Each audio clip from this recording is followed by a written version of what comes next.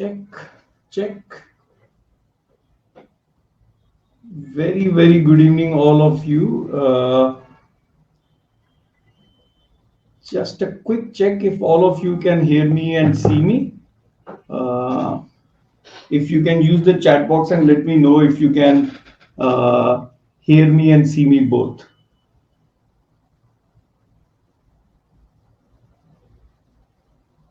Yeah, perfect.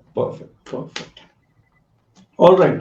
So very good evening, all of you. I think we'll wait for a couple of minutes to give others some time to join. I think since it's a working day, we might have to wait for a couple of minutes. I understand that a lot of people would not be able to attend the session today because it's a Wednesday and a lot of people gave me a message that they are either traveling or they are not available because of some reasons. But we'll still wait for a few minutes. Just make sure. Yeah, perfect. Just give me a minute to make sure yeah.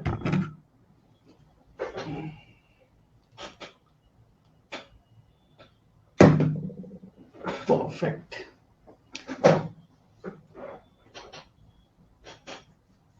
The first things first, we are not going to learn anything new. I mean, I hardly have anything to tell you apart from what we have done in the course.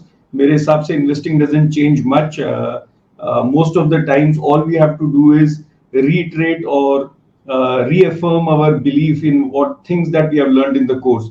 तो अधिकतर हम वही करने की कोशिश कर रहे होंगे. We'll try to reaffirm, we'll try to make you feel rest assured कि आप जो कर रहे हैं वो ठीक कर रहे हैं. तो I don't think other than that there is anything to learn. I mean, investing is relatively very simple. I would since we are waiting for people, I would like to remind you that the biggest problem of investing is that we like to make simple things complicated.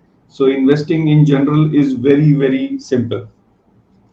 Perfect. I think we are about to reach 2,000 people, so we will start. Yeah, we have crossed 2,000 people now. Perfect. So first of all, I don't know किससे कौन से word से start करना चाहिए, and you know my English vocabulary and I'm very poor at English, so I didn't know how to start. So I asked my son, a 9-year-old son, and I told him that I want something which is opposite to congratulations. So the best that he could find me was condolences. So I would say, please accept my sincere condolences. Now, most of you would think condolences में क्यों बोल रहा हूँ? Because Nifty is at all-time high, और आपको पता है कि हम जैसे लोगों को मार्केट all-time high पे कभी पसंद नहीं आती. Kshitij sir, thank you so much. मैं सारे मैसेज इग्नोर कर देता हूँ, बट जब कोई लिखता है यू आर लुकिंग स्मार्ट और हैंडसम तो वो मैं पढ़ लेता हूँ. तो thank you so much Kshitij sir. तो सबसे पहले जैसे मैंने बोला, please accept my sincere condolences because we don't like markets to be at all time high. हमको अच्छा तभी लगता है जब मार्केट नीचे गिरते रहे. अगर मार्केट नीचे नहीं गिरती तो हमको सीरियस प्रॉब्लम होती है. लेकिन मेरे ख्याल से जब मैं ये बोलता हूं कि मार्केट्स ऑल टाइम हाई पे हैं, तो क्या इसका मतलब कि मार्केट महंगी हो गई है? That's a completely different question. याद रखिए 2003 में जब हमने 6000 क्रॉस किया था, जो मेरे ख्याल से 2000 का पीक था, 2000 के 6000 के लेवल से 2000 में डॉट कॉम बबल में जब सेंसेक्स 6000 के आसपास गया होगा, उधर से क्रैश होने के बाद हम 2500 के आसपास आए होंगे. वी क्रॉस्ड 6000 इन 2003, और 2003 से 2008 हर साल मार्केट ऑल टाइम हाई बना रही थी.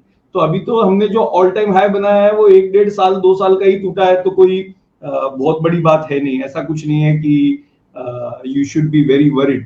तो 2-3 चीजों पे स्टार्ट करेंगे. सबसे पहले तो क्या करते हैं कि ये देखते हैं कि डाउ थ्योरी के हिसाब से आपको क्या चेंज कर लेना चाहिए था. In fact the whole reason was बहुत सारे लोग जो हैं वो ये पूछ रहे थे कि डाउ के हिसाब से क्या करना चाहिए. तो मुझे कई बार लगता है कि बार बार अपडेट करने की जरूरत नहीं है कि डाउ के हिसाब से क्या करना चाहिए, क्योंकि वो आपको क्लियर हो जाना चाहिए अब तक कि हमको डाउ के हिसाब से अभी तक क्या करना चाहिए था। तो let me share my screen. तो मैं स्क्रीन शेयर कर रहा हूं। If there is some sound issues, some network issues, there are 2 or 3 things that you can take care of. मैं अपना कैमरा भी पहले बड़ा कर देता हूं। I'll just make sure that the camera size is big enough. Yeah. तो if in case you are facing some connectivity issues, अगर आपको ऑडियो वीडियो में लैग आ रहा है, तो 2 or 3 things that you can take care of. Number 1, try to see this program on a laptop rather than a computer, तो उसमें issues थोड़े कम आते हैं। But if you don't have access to laptop और कंप्यूटर राइट नाउ और desktop right now, mobile phone would do. दूसरा आप ध्यान रख सकते हैं that if you are connected to a broadband rather than mobile data, wifi पे हो, ब्रॉडबैंड पे डायरेक्टली आ जाए, तो कनेक्टिविटी इश्यूज बहुत कम होंगी। और तीसरा, just try to make sure कि whenever you think that the audio और वीडियो इज स्टक, तो आपके स्क्रीन के ऊपर सेंटर में एक रिकनेक्ट बटन दिया होगा, तो वो रिकनेक्ट बटन जो है वो आप यूज कर सकते हैं। तो that will bring you back in the session in case there are some connectivity issues.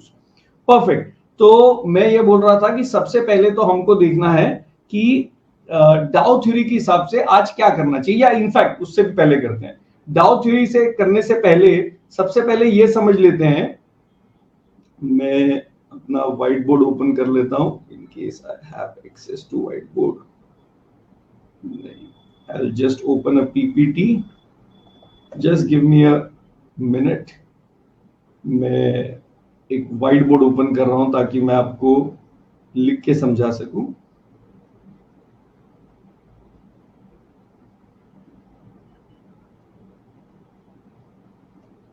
And let me see if I have a pen. Yeah.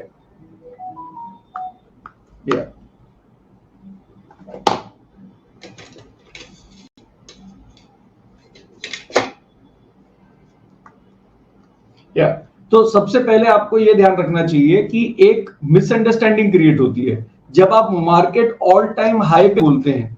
तो ऑल टाइम हाई से ऐसा लगता है कि मार्केट बहुत एक्सपेंसिव हो गई है। तो पहले तो मेरे को लगता है कोर्स जितने भी लोगों ने किया हुआ है उनको ये बहुत अच्छे से क्लियर होना चाहिए कि एक्सपेंसिव अलग चीज होती है और ऑल टाइम हाई अलग चीज होती है। Market can be at its all time high, but हो सकता है वो बहुत चीप हो। उसका मतलब ये है कि मार्केट महंगी है सस्ती है वो देखने का तरीका अलग है, और मार्केट ऑल टाइम हाई पे है इसका मतलब वो एक्सपेंसिव ही होगी ऐसा कोई जरूरी नहीं है। सबसे पहले तो मुझे लगता है ये समझना बहुत जरूरी है। तो मार्केट ऑल टाइम हाई पे है, यस। क्या मार्केट एक्सपेंसिव है? तो बेसिकली आप वो कैसे पता करेंगे? Again at the risk of being repetitive, मुझे रिपीट करना पड़ता है, मेरा काम ही ऐसा है, तो एक बार रिपीट कर लेते हैं। तो मार्केट ऑल टाइम हाई पे है ये तो आपको पता लग गया। वो कैसे पता लगा? वो तो आपने मार्केट का लेवल देख लिया और आपने बोल दिया मार्केट ऑल टाइम हाई पे है। मार्केट एक्सपेंसिव है कि नहीं, मुझे आप बता दीजिए। आई थिंक इसमें मुझे आप में से 99% लोग जो कोर्स कर चुके हैं, एक बहुत सीरियस कैटेगरी ऑफ लोग होते हैं जो कोर्स में रजिस्टर करते हैं बट कोर्स देखते नहीं है। वो उनके लिए मुझे कुछ ना कुछ करना है और मैं काफी कोशिश कर रहा हूं that we will change that. But market expensive है वो देखने के लिए क्या क्या करते हैं? तो मार्केट कैप बाय जीडीपी एकदम सही है जैसे आशीष सर ने बोला या मुकेश सर ने बोला, but market cap by GDP beginners के लिए अगर आपको सिर्फ एक इंडिकेटर देखना होता तो इट्स अ गुड इंडिकेटर, मैं ऐसा नहीं बोल रहा वो खराब है, बट यस दूसरा आप इंडिकेटर देख सकते हैं पी बाय ई रेशियो का। तो पी बाय ई रेशियो से आप पता कर सकते हैं कि मार्केट एक्सपेंसिव है कि नहीं। अर्निंग ग्रोथ रेट से आप पता कर सकते हैं कि मार्केट एक्सपेंसिव है कि नहीं। मार्केट कैप बाय जीडीपी जो कई लोगों ने बोला अभी, उससे पता कर सकते हैं कि मार्केट एक्सपेंसिव है कि नहीं। और बताइए मुझे, और भी बताइए। मैंने आपको पी बता दिया, ईजीआर बता दिया, मार्केट कैप बाय जीडीपी बता दिया, और बताइए प्राइस बाय बुक वैल्यू। अभी सर ने लिखा है, तन्मय सर ने, तो प्राइस बाय बुक वैल्यू से भी बता सकते हैं कि मार्केट एक्सपेंसिव है कि नहीं। और कोई तरीका रह गया क्या हमारे पास? P by E, earning growth rate, market cap, price by book value, और कोई तरीका अगर हमारे पास हो तो मेरे मोर और लेस एक और तरीका मैं देखना चाहता हूं, कोई बता सकता है क्या? इवन तो हम कोर्स में बहुत कम बात करते हैं उसके बारे में, बट एक और तरीका जिससे आप पता कर सकते हैं, पी बाई अर्निंग्स, ठीक है, अर्निंग्स जैसे सब लोग बोल रहे हैं, market cap by GDP, price by book value, ये तो आप पता कर ही सकते हैं। सब्जी वाला मार्केट में बात करने लग जाए तो वो भी बहुत इंपॉर्टेंट इंडिकेटर है, बड़ा सब्जेक्टिव है बट यस एब्सोल्युटली बहुत इंपॉर्टेंट। कॉर्पोरेट प्रॉफिट से भी टू जीडीपी, ये भी एक बहुत अच्छा इंडिकेटर है। मैं एक और इंडिकेटर बोल रहा हूं, बहुत सारे हो सकते हैं, एफआईआईएस और डीआईएस क्या कर रहे हैं, वो भी एक बहुत बड़ा इंडिकेटर है। तो मुझे बताइए मार्केट एक्सपेंसिव कब होती है, based on what we have learned in the course. FIIs DIIs data देख के आप कैसे पता लगा सकते हैं कि मार्केट एक्सपेंसिव है कि नहीं। एफआईआई डीआईआई डेटा देख के मतलब फॉरेन इंस्टीट्यूशनल इन्वेस्टर्स और डोमेस्टिक इंस्टीट्यूशनल इन्वेस्टर्स, ऑफलाइन वालों को तो शायद थोड़ा बहुत ये याद होगा, जो ऑनलाइन जिन लोगों ने पैसे भरे हैं, कोर्स किया है लेकिन कभी कोर्स देखा नहीं है, ये कोर्स के कहीं बीच में है, तो उनको तो शायद उन्होंने ये वाली वीडियो देखी भी नहीं होगी कि ये एफआईआई डीआईआई वाली। तो कैसे पता लगता है कि मार्केट एफआईआई डीआईआई डेटा से कि एक्सपेंसिव है कि नहीं। अगर मार्केट एक्सपेंसिव होगी तो एफआईआई भी बाय कर रहा होगा और डीआईआई भी बाय कर रहा होगा, दोनों, हैवी सेलिंग नहीं, हैवी बाइंग। अगर दोनों बाइंग कर रहे हैं, be greedy when others are fearful and be fearful when others are greedy. तो जितने लोग बोल रहे हैं एफआईआई सेलिंग से पता लगेगा, इन्होंने पूरा कोर्स नहीं किया हुआ मोस्ट प्रोबेबली, या फिर बहुत साल पहले किया हुआ है, तो आपको रिवीजन करने की जरूरत है। अगर दोनों बहुत हैवी क्वांटिटी में बाय कर रहे हैं तभी मार्केट एक्सपेंसिव होती है, और मार्केट चीप कब होती है, जब दोनों बहुत तेजी से सेलिंग कर रहे हैं। और याद रखिए एफआईआई डीआई का मतलब ये नहीं होता कि ये स्मार्ट मनी है। एफआईआई डीआई तो वही करता है जो आप और मैं करते हैं। अगर हम सब म्यूचुअल फंड को पैसा देते हैं तो डीआई बाय करता है। अगर सारे फॉरेन इन्वेस्टर्स, रिटेल इन्वेस्टर्स बहुत सारे, अगर वो सब लोग उनको पैसा देते हैं तो एफआईआई वाले इन्वेस्ट करते हैं। सब लोग पैसा निकालते हैं तो एफआईआई सेल कर देते हैं। कोई स्टॉक मार्केट में इंडिया में इन्वेस्ट नहीं करता तो म्यूचुअल फंड मतलब डोमेस्टिक इंस्टीट्यूशनल इन्वेस्टर्स भी सेल कर देते हैं। तो सबसे पहले आपको यह पता होना चाहिए कि एफआईआई डीआईआई डेटा देख के हमको यह पता लग सकता है कि मार्केट हायर साइड पे है या लोअर साइड पे है। तो आप मुझे बताइए, अगर तो मार्केट बहुत एक्सपेंसिव होगी तो दोनों बाय कर रहे होंगे, अगर मार्केट बहुत चीप होगी तो दोनों सेल कर रहे होंगे। क्या आप मेरे को बता सकते हैं नॉर्मल सर्कमस्टांसेस में क्या होता है? नॉर्मल सर्कमस्टांसेस में क्या होता है? एफआईआई डीआई का डेटा कैसे दिखता है? कोई आप में से किसी को कोर्स का पहले कुछ साल पहले जिन्होंने ऑफलाइन किया है या ऑनलाइन कोर्स बहुत अच्छे से किया है, उसमें कुछ हल्का सामने बताया हो तो आपने शायद ग्रास्प किया हो, कोई बताना चाहेगा FII DI data, normal data कैसे दिखता है? क्या दोनों अपोजिट? एब्सोल्युटली, समीर सर ने एकदम सही लिखा है, ऑपोजिट होता है जनरली एकदम। अगर एफआईआई सेल करता है तो जनरली वो सेल करेगा किसको? इतनी बड़ी क्वांटिटी वो सेल नॉर्मल सर्कमस्टेंसेस में तभी कर सकता है जब डीआई बाय कर रहा हो। अगर डीआई सेल करता है तो इतनी बड़ी क्वांटिटी वो तभी सेल कर सकता है जब एफआईआई बाय कर रहा हो। और अगर दोनों सेल करने लग जाए, कोई बाय करने वाला ही नहीं हो, तो मार्केट कोलैप्स कर जाएगी। दोनों बाय करने लग जाए, कोई सेल करने वाला ही नहीं हो, तो मार्केट बहुत ऊपर निकल जाएगी। तो सबसे पहले क्या करते हैं, एक बार डेटा देख लेते हैं कि इस टाइम पे एफआईआई डीआई डेटा कह क्या रहा है। तो एफआईआई डीआई डेटा देखने के लिए हम बहुत जगह जा सकते हैं। मैं जा रहा हूं, समझिए, मनी कंट्रोल की साइट पे। मैंने कोर्स में जनरली हम मनी कंट्रोल की साइट पे बोलते थे देखने के लिए, बट आप कहीं भी देख सकते हैं। मैं google.com पे जाता हूं और यहां पे लिख देता हूं एफआईआई डीआई डेटा या FII DII activity Moneycontrol. तो sorry for the spelling mistake, Moneycontrol के इस पे जाते हैं, एफआईआई डीआई एक्टिविटी हमको दिखेगी। तो पहले तो ये देख लीजिए, ये मंथ नवंबर मंथ में क्या हुआ है। नवंबर मंथ में एफआईआई ने नेट परचेजेस किए हैं करीब 22,000 करोड़ के, और डीआई ने सेल किया है। अब नेचुरली क्योंकि इसने ज्यादा बाय किया और इसने कम सेल किया है, इसीलिए आपको नवंबर में दिखाया कि मार्केट कहां गई है, ऊपर, क्योंकि पैसा ज्यादा आया है और उतना सेल नहीं हुआ। अगर 22,000 यहां पे बाय किया होता और इन्होंने 22,000 सेल भी कर दिया होता तो मार्केट में अपवर्ड प्रेशर नहीं होता। अपवर्ड प्रेशर इसीलिए आया है क्योंकि इन्होंने बाय किया है और इन्होंने सेल किया है, बट इनकी सेल की क्वांटिटी इनके बाय की क्वांटिटी से रिलेटिवली कम है।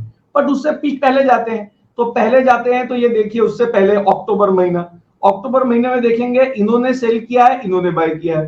फिर इन्होंने सेल किया 18,000, इन्होंने 14,000 बाय किया है। इन्होंने 22 बाय किया, इन्होंने 7 सेल किया है। इधर माइनस, इधर ग्रीन। क्या ये आप अच्छे से समझ रहे हैं सारा डेटा देख के? घोष सर ने लिखा है morning star is not showing की रेशियोज, एकदम मुझे याद दिलाइएगा, लास्ट में मैं आपको ये बता दूंगा। अगर आप वहां नहीं देखते तो मैं बहुत बार बोलता हूँ टिकर टेप पे देख सकते हैं, वो मैं आपको दिखा दूंगा डेटा। इंडिविजुअल स्टॉक की बात कर रहे हैं घोष सर, तो मुझे ये रिमाइंड कराइएगा सेशन बंद होने से पहले, मैं ये कर दूंगा। बट क्या आप ये बहुत क्लियरली देख सकते हैं कि एक ग्रीन है और एक रेड है? मार्केट में घबराने की, बहुत ज्यादा घबराने की, मैं ऐसा नहीं बोल रहा कि अगर ये इंडिकेटर्स पी बाई पीक पे ना हो या price by book value peak पे या बॉटम पे ना हो तो मार्केट मूवमेंट नहीं दे सकती। मार्केट तो मूव कभी भी कर सकती है। इनफैक्ट हम तो कई बार बोलते हैं 15-20% का मूवमेंट तो हमारे कमेंट को डिजर्व भी नहीं करता। तो ये 15-20% की मूवमेंट तो चलते रहेगी। बट अगर हम बहुत वरीसम हो जाए मार्केट में, वो तभी होते हैं जब ये दोनों बाय करने लग जाएं या दोनों सेल करने लग जाए। मैं पी रेशो का डेटा भी दिखा दूंगा, अभी कहां से देखते हैं, कमेंट आया था, उस पर पढ़ सकते हैं आप। तो मैंने बोला अगर दोनों बाय कर रहे होते, दोनों सेल कर रहे होते, तो मुझे बता दीजिए एक बार, इस हिसाब से आपको क्या लगता है? रिटेल पार्टिसिपेशन इज डीआई, तो विठल सर ज्यादातर रिटेल पार्टिसिपेशन डीआई से है, इंडियन स्टॉक में आता है, बट वो इतनी बड़ी क्वांटिटी नहीं होता जैसे ये दोनों मेजर क्वांटिटीज होती है। तो पहले तो मुझे बता दीजिए ये दोनों डेटा देख के आपको क्या समझ पड़ता है? Jagdish sir don't worry, I will tell you, मैं लास्ट में क्वेश्चंस लूंगा ये सब कि आप कैसे कर सकते हैं। You can still continue with the course, you have to complete the course, उसमें कोई डाउट नहीं है। बट ये डेटा देख के आप क्या बोल सकते हैं एफआई डीआई का डेटा देख के कि क्या मार्केट बहुत एक्सपेंसिव है? पहले तो मुझे बता दीजिए येस और नो, कि मार्केट बहुत एक्सपेंसिव है? नहीं। क्या मार्केट बहुत चीप है? नहीं। तो बेसिकली मार्केट कहां चल रही है? DI means domestic institutional investors, FI means foreign institutional investors. It means market all time high पे तो है, बट ऐसा नहीं है कि दोनों जान लगा के बाय कर रहे हैं और जान लगा के सेल कर रहे हैं। अभी ये तो हमने एक पैरामीटर से पता किया कि मार्केट जो है वो कहां है, ठीक ठाक लेवल पे है। अब दूसरे पैरामीटर से पता करते हैं, कहां जाएंगे? P by E ratio data देखने। तो अभी किसी ने बोला कि क्योंकि एनएससी की साइट पे पी रेशो अलग तरीके से दिखता है, तो एक बार चले जाते हैं एनएससी की साइट पे, जाते हैं एक बार देख लीजिए। एनएससी इंडिया की साइट पे जाते हैं, मैं जनरली ओल्ड वेबसाइट में जाता हूं, तो यहां पे क्लिक कर दिया, प्रोडक्ट्स में गए, प्रोडक्ट से इंडिसेस में क्लिक कर दिया, इंडिसेस में क्लिक किया तो यहाँ पे हिस्टोरिकल डेटा पे क्लिक कर दिया, और यहाँ पे पी बाई ई सर्च जैसे हम जाते थे हमेशा। जब आप यहां जाएंगे तो ऊपर दिखा रहा है हिस्टोरिकल इंडेक्स डेटा। अब यहां पर आप तीसरे रो में चले जाइए, यहां लिखा है पी बाई ई, तो इसको सिलेक्ट कर लीजिए। पी बाई ई आपने सिलेक्ट कर लिया, यहां पे इंडेक्स डालिए, इक्विटी की बात कर रहे हैं, किसकी बात कर रहे हैं हम? निफ्टी की। तो यहां पर आ जाएगा निफ्टी 50, ये निफ्टी 50 सिलेक्ट किया, डेट हमारी सिलेक्ट हुई है, इसको आप चाहें तो 1 नवंबर से कर दीजिए 30 नवंबर तक। पी बाई ई का डेटा यहां पे आपके सामने आ जाएगा। पी बाई ई का डेटा कितना चल रहा है? 22.54। अगर पी बाई ई का डेटा 22.54 चल रहा है तो ये हॉरिबली एक्सपेंसिव है या हॉरिबली चीप है, ये कैसे पता करें? उसका सबसे सिंपल तरीका क्या है? पहले तो ये पता कर लीजिए कि भाई आज के हिसाब से मार्केट की पी रेशो कितनी आ जाए तो हम बोलेंगे जान लगा दो। वो जैसे वो 24 मार्च 2020 वाला पीरियड अगर आ जाए तो हम जैसे लोग तो उसी का वेट कर रहे हैं, बट अगर आ जाए तो मजा आ जाए। लेकिन वो कैसे पता लगेगा आ गया है? उसका सबसे सिंपल तरीका है कि आप किसकी पी बाई रेशो निकाल लें। 10 ईयर गवर्नमेंट बॉन्ड अगर आपने ले लिया तो उसके ऊपर आपको कितने रुपए लगा के कितने रुपए मिलते हैं। तो 10 ईयर गवर्नमेंट बॉन्ड यील्ड किसी को याद है? मेरे लिए कोई निकाल सकता है? मोस्ट प्रोबेबली चल रही होगी 7.45, 7.5, 7.4, ऐसा कुछ चल रहा होगा। It doesn't even know exact data. अगर आप देखना चाहते हैं तो ये देख लीजिए, मैं निकाल ही देता हूं। तो जो लोग, मतलब मुझे बहुत अफसोस होता है बोलते हुए, बट जो लोग कोर्स पे कर चुके हैं बट कभी निकाला ही नहीं, देखा ही नहीं कि कहां से देखते हैं, उनके लिए मैं यहां पे करके दिखा देता हूं। तो 10 year government bond yield India, पहले ये याहू मेरा खुल जाता है, टेक्नोलॉजिकली वेरी पुअर, तो पहले मैं गूगल पे जाके 10 ईयर गवर्नमेंट बॉन्ड यील्ड। अच्छा, आज मैं एक ग्रोथ का डेटा दिखाने वाला हूं तो हमारे लिए काफी काम आने वाला है, वो आज करेंगे अभी हम। ये देखिए 10 ईयर गवर्नमेंट बॉन्ड यील्ड दिखा रहा है 7.286। तो बहुत सिंपल है, आपको क्या करना है, बोलना है अगर 100 रुपए मैंने भरे तो गवर्नमेंट बॉन्ड में जो रिस्क फ्री रेट है वो 7.28 है। इन दोनों को डिवाइड 100 डिवाइडेड बाय 7.8 मेरे लिए कर दीजिए, कई लोगों ने कर दिया है, अप्रोक्सीमेटली 13.5। इसका मतलब अगर पी रेशो 13.5 पे चल रही होती तो पी के हिसाब से, ऐसा नहीं है कि मार्केट सस्ती चल रही होती, क्योंकि मार्केट को वैल्यू करने का पी बाय बी भी तरीका है, मार्केट कैप बाय जीडीपी भी तरीका है, अर्निंग्स का तरीका भी है, लेकिन पी बाय ई अगर 13.5 चल रही होती तो पी बाय ई के हिसाब से ये बेसिकली हमारा जो पी रेशियो अगर 13.5 होती तो हम बोलते हैं बहुत चीप है। अब मैं क्या करता हूं जनरली इजी करने के लिए 13.5 को नंबर बना देता हूं +5। ये एक बहुत रैंडम कैलकुलेशन है, ऐसा करना नहीं चाहिए, क्योंकि जब ये नंबर्स 13.5 के बजाय 5 हो जाएंगे या 25 हो जाएंगे तो ये जो फॉर्मूला मैं कर रहा हूं वो चलेगा नहीं। बट इजी करने के लिए +5 करके 18.5 तक मैं क्या बोल देता हूं, ये लो रेंज है। +5 करके 23.5 जो है उसको 18.5 से 23.5 इसको हम क्या बोल देते हैं, मिड रेंज। +5 कर दीजिए तो हो गया 28.5। 28.5 से ऊपर थोड़ा सा हम अनकंफर्टेबल हो जाते हैं, मतलब 23.5 और 28.5 तो हाई रेंज है, बट 28.5 से ऊपर थोड़ा सा एक्सपेंसिव हो जाता है। तो हमेशा याद रखिएगा 13.5 को मैं लो मान लूं, 28.5 को मैं हाई मान लूं, तो एवरेज हमारा कितना आ गया, एवरेज आ गया हमारा 42। इसको डिवाइडेड बाय 2 किया तो कितना आ गया 21। तो अगर आज पी बाई ई रेशियो 21 चल रही होती तो हम बोलते हैं मार्केट जो है ऐसे ही 5, आप हम जनरली 5 ये करते थे, आपने कोर्स में देखा होगा कि हम ये बोलते हैं अगर 13.5 लो है तो इंटू 2 कर लो तो 27 जो है वो हाई है। तो अब हमको इसके बीच में एक रेंज बनानी थी, तो हमने बोल दिया 13.5 + 5 को, ये हम लो तो नहीं बोलते बट लो रेंज बोलते हैं। लोएस्ट तो 13.5 के नीचे है, और 13.5 से 18.5 लो रेंज हो जाएगी, 18.5 से +5 कर दिया 23.5 तो ये मिड रेंज हो जाएगी, और 23.5 से ऊपर 27-28 तक ये हाई रेंज हो जाएगी, और 28 के ऊपर हम बहुत अनकंफर्टेबल होना स्टार्ट कर देते हैं। ये आप कोर्स में देख सकते हैं। ये कोई एग्जैक्ट कैलकुलेशन नहीं है, just to make things easier. तो मैंने बोला अगर आज पी रेशो 21 चल रही होती तो इसको हम क्या बोलते हैं, मार्केट फेयर है। और अभी हमने पी रेशो की, तो पी रेशो कितनी चल रही है, here it is P ratio का डेटा अभी हमने देखा था, तो पी हमारी कितनी चल रही है, यहां पे चल रही है 22.54। तो हाँ थोड़ी ऐसा बोल सकते हैं, अगर 5-10 1 पॉइंट गिर जाए, मतलब 5-10%, 5% मार्केट गिर जाए तो काफी फेयर पे आ जाएगी पी रेशियो से। मार्केट कैप बाय जीडीपी, वो भी एक बार फटाफट कैलकुलेट कर लेते हैं। तो मार्केट कैप बाय जीडीपी का डेटा कहां से निकालेंगे, एक चाहिए जीडीपी का डेटा, एक चाहिए मार्केट कैप का डेटा। तो मार्केट कैप का डेटा कहां से लेते हैं, हम वर्ल्ड बैंक की साइट से ले लेते हैं। तो वापस मैं वर्ल्ड बैंक की साइट पे जा रहा हूं, world bank India GDP, world bank India GDP, और यहां पर अगर हम देखें तो इंडिया वर्ल्ड बैंक जीडीपी का डेटा आ जाएगा। और वो कितना डेटा आ रहा है एक बार देख लेते हैं। World bank India GDP, growth नहीं चाहिए हमको, सिर्फ डेटा चाहिए। ये रहा हमारा डेटा आ जाएगा कि आज ये लास्ट ईयर का आ जाएगा। जिनकी साउंड में इश्यू आ रहा है आपको एक बार अपना इंटरनेट चेक करना चाहिए, बिकॉज आई थिंक हमारे तरफ से एकदम ठीक है, ऐसा लगता है मेरे को, इधर से कोई प्रॉब्लम नहीं आ रही। बट हियर इट इज, यहां पे लिखा है $3.17 ट्रिलियन, $3.17 ट्रिलियन। तो एक्सेल पे जाते हैं और लिख लेते हैं कि आज हमारी जो जीडीपी है, मैं एक नई फाइल ओपन कर देता हूं, तो कहीं लिख लीजिए मार्केट कैप बाय जीडीपी चाहिए, 2 डेटा चाहिए, मार्केट कैप और एक डेटा चाहिए जीडीपी का डेटा चाहिए। जीडीपी चल रही है $3.17 trillion.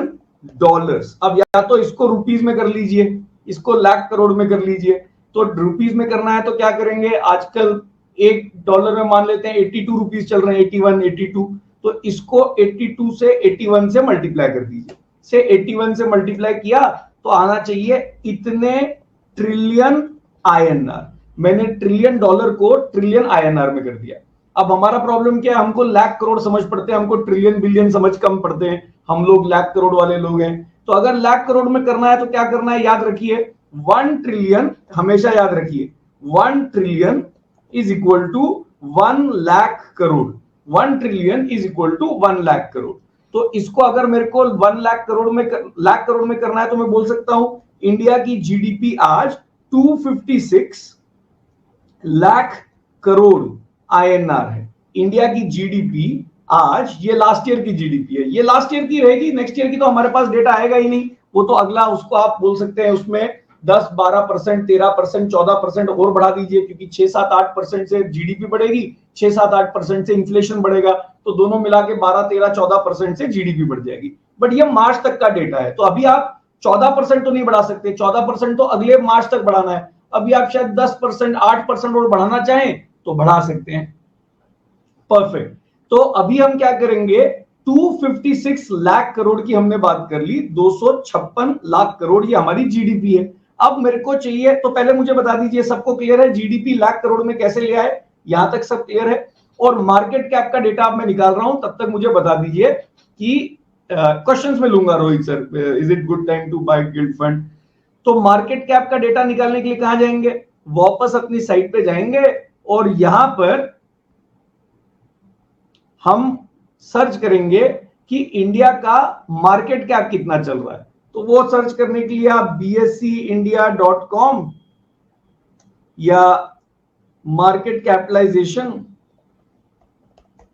irritating, I know I'll ask Vishnu to make the changes in my laptop ताकि गूगल डिफॉल्ट हो जाए, बट हियर इट इज। तो यहां पे कर लेते हैं top 100 companies market capitalization BSE India. तो यहां पे जाइए और ये लिखा हुआ है, और अंदर साइट पे भी चले जाते हैं, अंदर चले गए तो अंदर गए तो यहां पर आ गया मार्केट कैपिटलाइजेशन, तो ये रहा 288 करोड़ में है, ये 288,50896 करोड़। तो यहां पे मैं लिख देता हूं, तो एक्सेल में जाते हैं, हमारी न्यू एक्सेल खुली हुई थी, ये रही। तो मार्केट कैप है 288,50896 करोड़, लेकिन हमको डेटा किस में चाहिए, लाख करोड़ में चाहिए। तो लाख करोड़ में करने के लिए क्या करना पड़ेगा, इस करोड़ को लाख से डिवाइड कर दीजिए। अगर मैंने इसको लाख से डिवाइड कर दिया तो आ गया 288 लाख करोड़।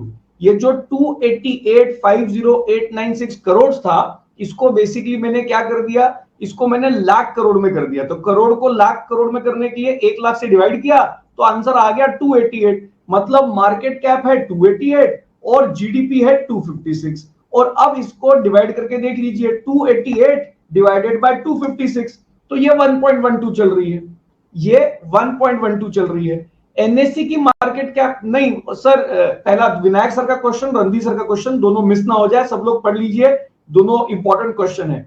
एनएससी की मार्केट कैप क्यों नहीं देखी, तो सर वैसे तो ज्यादा डिफरेंस नहीं होगा, लेकिन बॉम्बे स्टॉक एक्सचेंज में ज्यादा कंपनीज लिस्टेड है। जो एनएससी पे है वो नियरली बीएससी पे भी है, बट बहुत छोटी छोटी कंपनीज हैं जो बीएससी पे ही लिस्टेड है, एनएससी पे लिस्टेड ही नहीं है।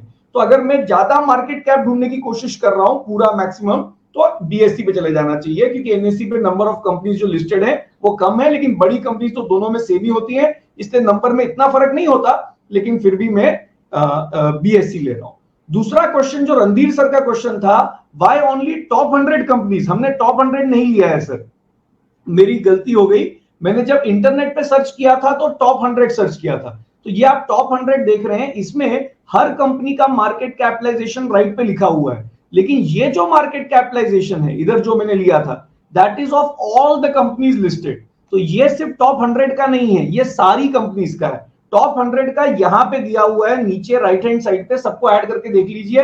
तो ये बेसिकली जो 288 है, ये जो 288 है ये टोटल का है। अब सुमित सर का क्वेश्चन भी पढ़ लीजिए। तो पहले मैंने रणधीर सर का क्वेश्चन और मैं सर का नाम भूल गया जिन्होंने बोला था कि बीएससी क्यों ले रहे हैं, एनएससी क्यों नहीं, और दूसरा हमने बोला टॉप 100 नहीं ले रहे, हम सबका ही ले रहे हैं। अब सुमित सर का क्वेश्चन पढ़ लीजिए, why 10% correction not done, not sure 10, अच्छा 10% extra GDP we need to take, absolutely एकदम करना चाहिए। सुमित सर ने भी यही बोला है, राजेश सर ने भी यही बोला है। तो मतलब आपको क्या बोलना चाहिए, आपको बोलना चाहिए 256 जीडीपी का जो डेटा है ना, वो मार्च 2022 का है। अब तो हम नवंबर में आ गए हैं, तो पूरे साल में जीडीपी 13-14-15% से बढ़ जाती है। क्यों? कुछ बढ़ती है 6-7% से हमारी जीडीपी। पहले हम 8 बोलते थे, आजकल 8 बोलते थोड़ा डर लगता है क्योंकि बहुत टाइम से ठीक से हो नहीं रही। तो 7-8, वैसे मेरे हिसाब से 8 आप आराम से ले सकते हैं, फाइनली हम 8 पे आ जाएंगे। और आज मैं दिखाने वाला हूं ग्रोथ, क्या स्लो डाउन आने वाला है, क्या ये सब बात करने वाला हूं। 7% हमने बोला ग्रोथ हो जाए और 6% का इन्फ्लेशन, तो 13% से तो टोटल जीडीपी बढ़ जाएगी, 7% से रियल में बढ़ेगी, 6% से महंगाई भी बढ़ जाएगी। अब 13% अगर साल में बढ़ती है तो 3 क्वार्टर में, क्योंकि मार्च के बाद 3 क्वार्टर हो गए समझिए, तो 3 क्वार्टर या पूरे 3 क्वार्टर नहीं हुए तो समझिए 10% से बढ़ानी है। तो 256 को आप ये मान सकते हैं, क्योंकि जीडीपी 4-5-6-7 साल के 13% से बढ़ रही होगी, तो लास्ट 3 क्वार्टर में 10% से बढ़ गई होगी। इसको मैंने 1.1 से मल्टीप्लाई कर दिया और मैंने बोला कि आज जीडीपी शायद 281 है, जो अभी पब्लिश्ड है नहीं, क्योंकि तीन क्वार्टर हो गए, तीसरा क्वार्टर बस होने वाला है 1 महीने बाद, करीब करीब 3 क्वार्टर होने वाले हैं।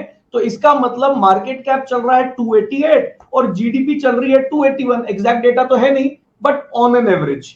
Love you too sir, thank you so much for saying that. और इसको एंटर किया तो कितना हो जाएगा? 1.02। मतलब मार्केट कैप बाय जीडीपी 1 ही चल रही है। तो मेरे हिसाब से अगर हम मार्केट कैप बाय जीडीपी देखें तो मार्केट एकदम फेयर है। एफआईआई का डेटा देखें तो भी मार्केट फेयर है। 3-4 महीने अगर एफआईआई दोनों बाय कर रहे हैं तब मैं थोड़ा वरीड होता हूं, और 3-4 महीने दोनों अगर सेल कर रहे हैं तब मैं खुश होता हूं, क्योंकि इसका मतलब मार्केट बहुत सस्ती हो गई है। ऑलराइट, तो मार्केट कैप बाय जीडीपी देख लिया। पी बाई के हिसाब से 21 होनी चाहिए थी, 22 चल रही है, तो 4-5% हो सकता है। उसके हिसाब से आप बोले थोड़ी महंगी है, 4-5%। और महंगी का अच्छा, अगर मार्केट आज फेयर है इसका मतलब क्या यह है कि मार्केट गिर नहीं सकता? पहले तो मुझे एक चैट बॉक्स पे लिख के ये बता दीजिए कि अगर मार्केट की वैल्यू आज फेयर है, अगर हम अज्यूम कर लेते हैं कि मार्केट कैप बाय जीडीपी 1 चल रही है, पी बाई ई भी फेयर चल रही है, एफआईआई डीआई भी दोनों बाय नहीं कर रहे, सेल नहीं कर रहे, तो फेयर चल रही है। अगर मार्केट फेयर है तो क्या मार्केट गिर नहीं सकती? गिर तो सकती है सर, वो दोनों एकदम अलग बात है। तो गिरना बढ़ना ये हमारे हाथ में नहीं है। याद रखिए, बहुत इंपॉर्टेंट पॉइंट बोल रहा हूं मैं, जब तक आप ये याद नहीं रखेंगे कोर्स का इंपॉर्टेंट पॉइंट, कभी अच्छे इन्वेस्टर नहीं बन पाएंगे। हम कभी मार्केट को प्रेडिक्ट नहीं कर सकते, मार्केट की मूवमेंट को प्रेडिक्ट नहीं कर सकते। हम बस मार्केट को वैल्यू कर सकते हैं, वैल्यू करके बता सकते हैं ये बहुत महंगा है, वैल्यू करके बता सकते हैं बहुत सस्ता है। सस्ता कभी कभी और सस्ता हो जाएगा, सस्ता कभी एकदम से महंगा हो जाएगा, कुछ भी हो सकता है। लेकिन हम ये जरूर बता सकते हैं कि अगर आपने सस्ते में खरीदा तो लंबे समय में आपको फायदा हो जाएगा, उसकी जर्नी क्या होगी वो पता नहीं है। ऑलराइट, तो अभी हमने ये बोला कि मार्केट कैप बाय जीडीपी का डेटा हमने देख लिया, उसके हिसाब से भी मार्केट क्या लगती है? फेयर लगती है। चौथी एक और चीज हो सकती है, प्राइस बाय बुक वैल्यू भी निकाल लीजिए। तो मैंने आपको शायद डेटा दिखाया होगा, अगर आप कोर्स में किया है या हमने बहुत रिफ्रेशर सेशन में भी किया है। और रिफ्रेशर सेशन में हमने कई बार बोला है, जब मार्केट हॉरिबली हाई हुई है, जैसे 2008 का जो हाउसिंग क्राइसिस का पीक था, या 2000 का डॉट कॉम बबल का पीक था, वहां पे प्राइस बाय बुक वैल्यू 6.5 हो गई है। और जो बॉटम गए हैं, यूएस हाउसिंग क्राइसिस का, जो लीमन क्राइसिस हुआ था उसका बॉटम, या कोविड हुआ था उसका बॉटम, वो 2.12 के आसपास है। मतलब इसकी एवरेज कितनी होती है? दिस प्लस दिस, हाई 6.5, लो 2.12, तो ये 8.62 हो गया। डिवाइडेड बाय 2 किया तो ऑन एन एवरेज 4.3 की, अगर 4.3 की अगर प्राइस बाय बुक वैल्यू चल रही हो तो ये फेयर है। Kunal sir, market cap by GDP 0.5 के आसपास आ जाए तो हम हॉरिबली चीप बोलते हैं। 0.5 is horribly cheap. Is next 50 very cheap? नहीं, चीप तो नहीं है सर, फेयर है एकदम, दोनों एकदम फेयर चल रहे हैं। जब फेयर चल रहे हो तो मैं निफ्टी की तरफ ज्यादा रहना चाहता हूं, जब मार्केट बुरी तरह गिर जाती है, दोनों डिस्काउंट पे होते हैं, तो मैं नेक्स्ट 50 में ज्यादा जाना चाहता हूं। तो 4.3 पे अगर प्राइस बाय बुक वैल्यू होती, 4.3 पे अगर प्राइस बाय बुक वैल्यू होती तो तो हम बोलते हैं मार्केट फेयर है। तो आज कितनी चल रही है एक बार देख लेते हैं। तो एनएससी की साइट पे जाके देखते हैं, यहां पे हमारा डेटा आ रहा था, प्राइस बाय बुक वैल्यू कितनी चल रही है? 4.40। तो 4.40, प्राइस बाय बुक वैल्यू भी 4.40, मार्केट कैप बाय जीडीपी हमने देखा वो भी एकदम 1 के आसपास चल रही है, पी बाई भी 22 के आसपास चल रही है, एफआई भी दोनों बाय नहीं कर रहे, दोनों सेल नहीं कर रहे, तो इसका मतलब मार्केट एकदम फेयर है। और याद रखिए फेयर ही होती है, इसमें बताने की जरूरत क्या है। मेरे को तो कई बार लगता है ये बताने की क्या जरूरत है कि मार्केट फेयर ही होगी, because mister market is a very rational man. अगर मार्केट्स रैशनल हैं, समझदार हैं, तो 99% वो हमेशा फेयर ही चल रही होंगी, और अभी भी वो फेयर ही चल रही है। डिविडेंड यील्ड से भी देख सकते हैं आप, मतलब जब मार्केट बहुत बढ़ जाती है, कंपनीज तो डिविडेंड बढ़ा नहीं पाती, स्टॉक मार्केट बहुत बढ़ गई, डिविडेंड की ग्रोथ तो नॉर्मल चल रही है, तो कई बार स्टॉक मार्केट की वैल्यू डिविडेंड से बहुत ऊपर निकल जाती है, तो डिविडेंड यील्ड यानी जो इंटरेस्ट आ रहा है डिविडेंड वाला, वो क्या हो जाती है, कम हो जाती है, मतलब 1% हो गई, 0.5% हो गई। और कभी कभी मार्केट बुरी तरह गिर जाती है, लेकिन डिविडेंड तो वहीं की वहीं रहता है, डिविडेंड इतना बुरी तरह नहीं गिरता, लेकिन मार्केट का सेंटीमेंट गिरने की वजह से मार्केट गिर गई है, तो डिविडेंड यील्ड क्या हो जाएगी, सेम वो 1 रुपया ही दे रहा है, पहले मार्केट 200 रुपए पे थी तो 1 रुपया दे रहा था, तो वो 0.5% था। अब मार्केट 50 रुपए पे आ गई है, 50 रुपए पे भी अगर वो 1 रुपया दे रहा है, तो डिविडेंड यील्ड जो है वो बढ़िया हो जाएगी, बट उसको छोड़ दीजिए, डिविडेंड यील्ड की इतनी जरूरत नहीं है, बट यस एक तरीका वो भी हो सकता है। बट मैं सिर्फ बताने की कोशिश कर रहा हूं कि मार्केट फेयर है, रैशनल है, तो ऐसा कुछ नहीं है कि सस्ती है, या ऐसा कुछ नहीं है कि महंगी है, और ये ऐसा ही होता है। Current price by book value is 4.4, current price by book value is 4.4। किसने क्वेश्चन पूछा है चैट बॉक्स पे, इसलिए मैं बता रहा हूं, price by book value is 4.4। अच्छा, तो अभी मेरे को पहले तो ये बताइए कि स्टॉक मार्केट में अगर एकदम किसी को फर्स्ट क्लास याद हो तो ईजीआर भी कर सकते हैं, और मैं ईजीआर से ही रिलेटेड काम करने वाला हूं, अभी करने वाला हूं सर सुनील सर। मैं ईजीआर से थोड़ा आज डिफरेंट कर रहा हूं, बट वो घूम फिर के ईजीआर ही होता है जो मैं दिखाने वाला हूं, लेकिन थोड़ा सा आपको एक नया डेटा दिखाने वाला हूं, बड़ा इंटरेस्टिंग डेटा है, इसलिए मैं वो शेयर कर रहा हूं। तो पहले तो मेरे को यह बताइए कि मार्केट में इन्वेस्ट करने का सबसे खराब टाइम कब होता है, सबसे खराब टाइम। तो याद रखिए, हमेशा मैं क्लास 1 में हम बोलते हैं, ये सबसे खराब टाइम होता है, आपने बिजनेस वालों को पूछा भाई कैसा चल रहा है, उन्होंने बोला बहुत बढ़िया चल रहा है, फिर आपने उनको बोला आगे कैसा चल रहा है, उम्मीद है आगे कैसा होगा, तो उन्होंने बोला आगे भी बहुत बढ़िया होगा। ये इन्वेस्ट करने का सबसे बेकार टाइम होता है, जब लोग बोले कि भाई बहुत बढ़िया चल रहा है बिजनेस, और आगे भी देखो, अब तो देखो कहां जाने वाले हैं। और बेस्ट टाइम होता है जब आप लोगों को पूछे कैसा चल रहा है, उन्होंने बोला हालत बहुत खराब है, और वो बोले आगे कोई उम्मीद तो नहीं है रिकवरी की, उन्होंने बोला उम्मीद भी नहीं है। अगर उम्मीद भी नहीं है रिकवरी की, तो इसका मतलब मार्केट जो है वो क्या हो गई है, सस्ती हो गई है। तो अब मैं आपको दिखा रहा हूं कि अगर, बहुत ध्यान से सुनिए, बहुत लोग आजकल ये क्वेश्चन पूछते हैं, इसके ऊपर मैं पूरी यूट्यूब वीडियो बनाने वाला हूं, तो आप में से जब लोग वो यूट्यूब वीडियो देखेंगे तो मोस्ट प्रोबेबली उसमें से उस वीडियो में काफी चीजें, इस जो अभी मैं बात करने वाला हूं नेक्स्ट 10-15 मिनट, उसमें काफी चीजें वापस समझाई जाएंगी और डिटेल में समझाई जाएंगी। काफी लोग ये क्वेश्चन पूछते रहते हैं कि इंडिया में क्या रिसेशन आने वाला है, क्या इंडिया में रिसेशन आने वाला है। पहले इससे स्टार्ट करते हैं, तो क्या रिसेशन आने वाला है। पहले तो मेरा क्वेश्चन आपसे ये है, क्योंकि सब मेरे को पूछ रहे हैं, तो मैंने क्वेश्चन ही चेंज कर दिया, आपके ऊपर डाल दिया। आप मुझे बताइए सर क्या रिसेशन आने वाला है, समझाइए मेरे को, क्या रिसेशन आने वाला है, यस या नो में कोई आंसर दे सकता है अगर देना चाहें तो।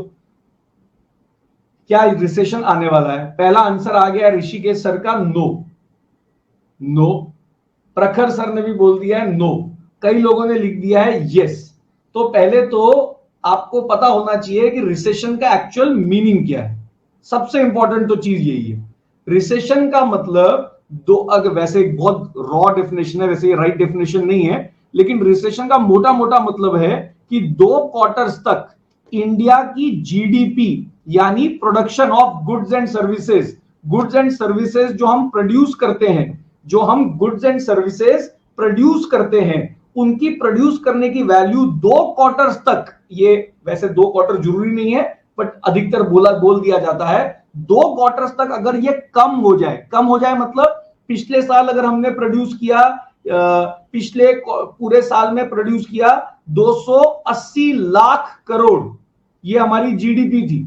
अब अगले साल अगर कर दिया 270 लाख करोड़, ये हमारी जीडीपी हो जाए अगले साल, तो हम बोलेंगे रिसेशन आ गया है। मतलब जीडीपी 2 क्वार्टर्स के लिए, या तो मैंने पूरा साल ले लिया, बट 2 क्वार्टर्स के लिए जीडीपी क्या हो जाए, नेगेटिव हो जाए, तब बोलते हैं कि रिसेशन आ गया।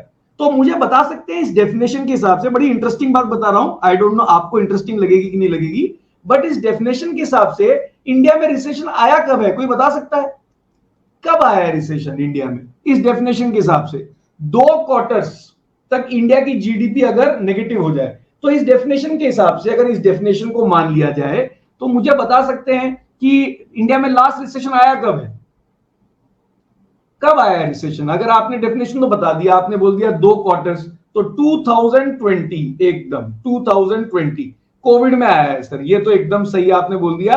घर ही लॉकडाउन ही हो गया, बाहर ही नहीं निकल पाए, कुछ नहीं हो पाया। अब बड़े इंटरेस्टिंग बात बताने वाला हूं, बहुत ध्यान से सुनिए, बहुत अच्छा डेटा है, मैंने जब स्टडी किया तो मुझे बहुत इंटरेस्टिंग लगा।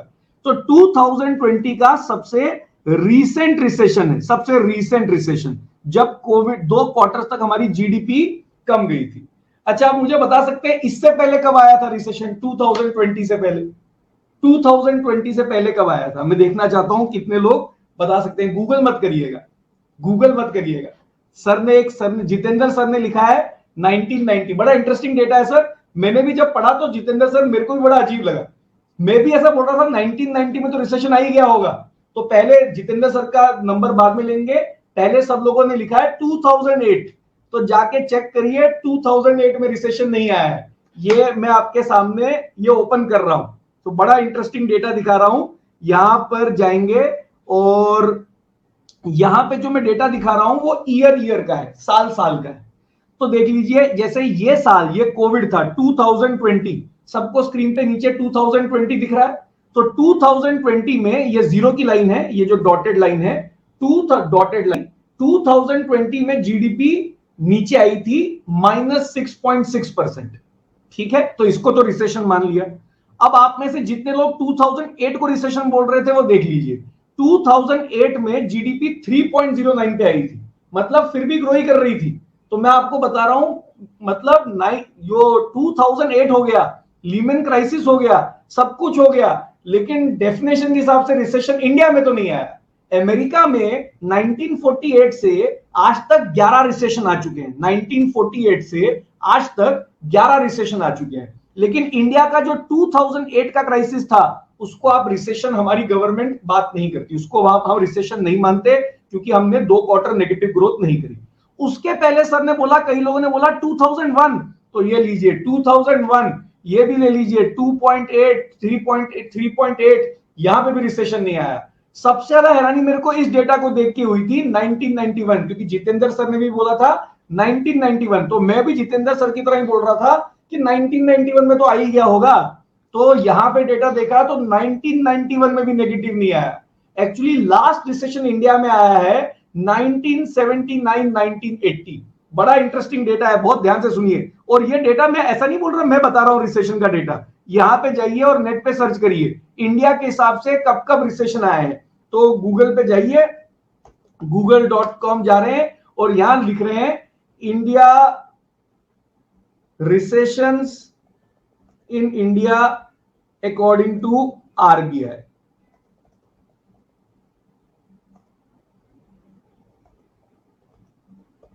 तो यहां पे मोस्ट प्रोबेबली डेटा मिल जाएगा।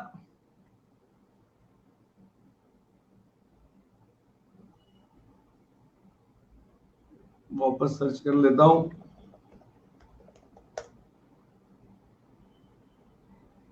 How many recessions have there been in India?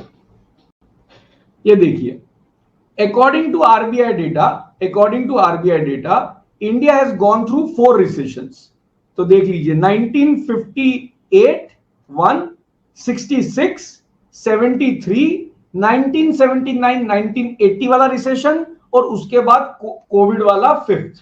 तो बेसिकली कितने रिसेशन आए हैं? बस 5 ही रिसेशन आए हैं। तो कहीं पेपर पे लिख लीजिए पहले, 1948 से अमेरिका में 11 रिसेशन आए हैं। और आपकी मैं बता रहा हूं, जैसे नेक्स्ट वीडियो में ये यूट्यूब पे जो बना रहा हूं उसमें ये डेटा आएगा, तो आपको कुछ डेटा इसी में होगा। लेकिन इंडिया में टोटल 5 रिसेशन आए हैं, और उस 5 में से भी एक 2020 का आया है, और 2020 से पहले 1979-80। क्या आप ये बात समझ पा रहे हैं कि इस डेफिनेशन के हिसाब से, ये रिसेशन के डेफिनेशन के हिसाब से लास्ट 42 इयर्स में, लास्ट 42 इयर्स 1981 से लेके आज तक एक रिसेशन आया इंडिया में? पहले तो मुझे ये बता दीजिए, क्या ये आपको बात समझ पड़ रही है?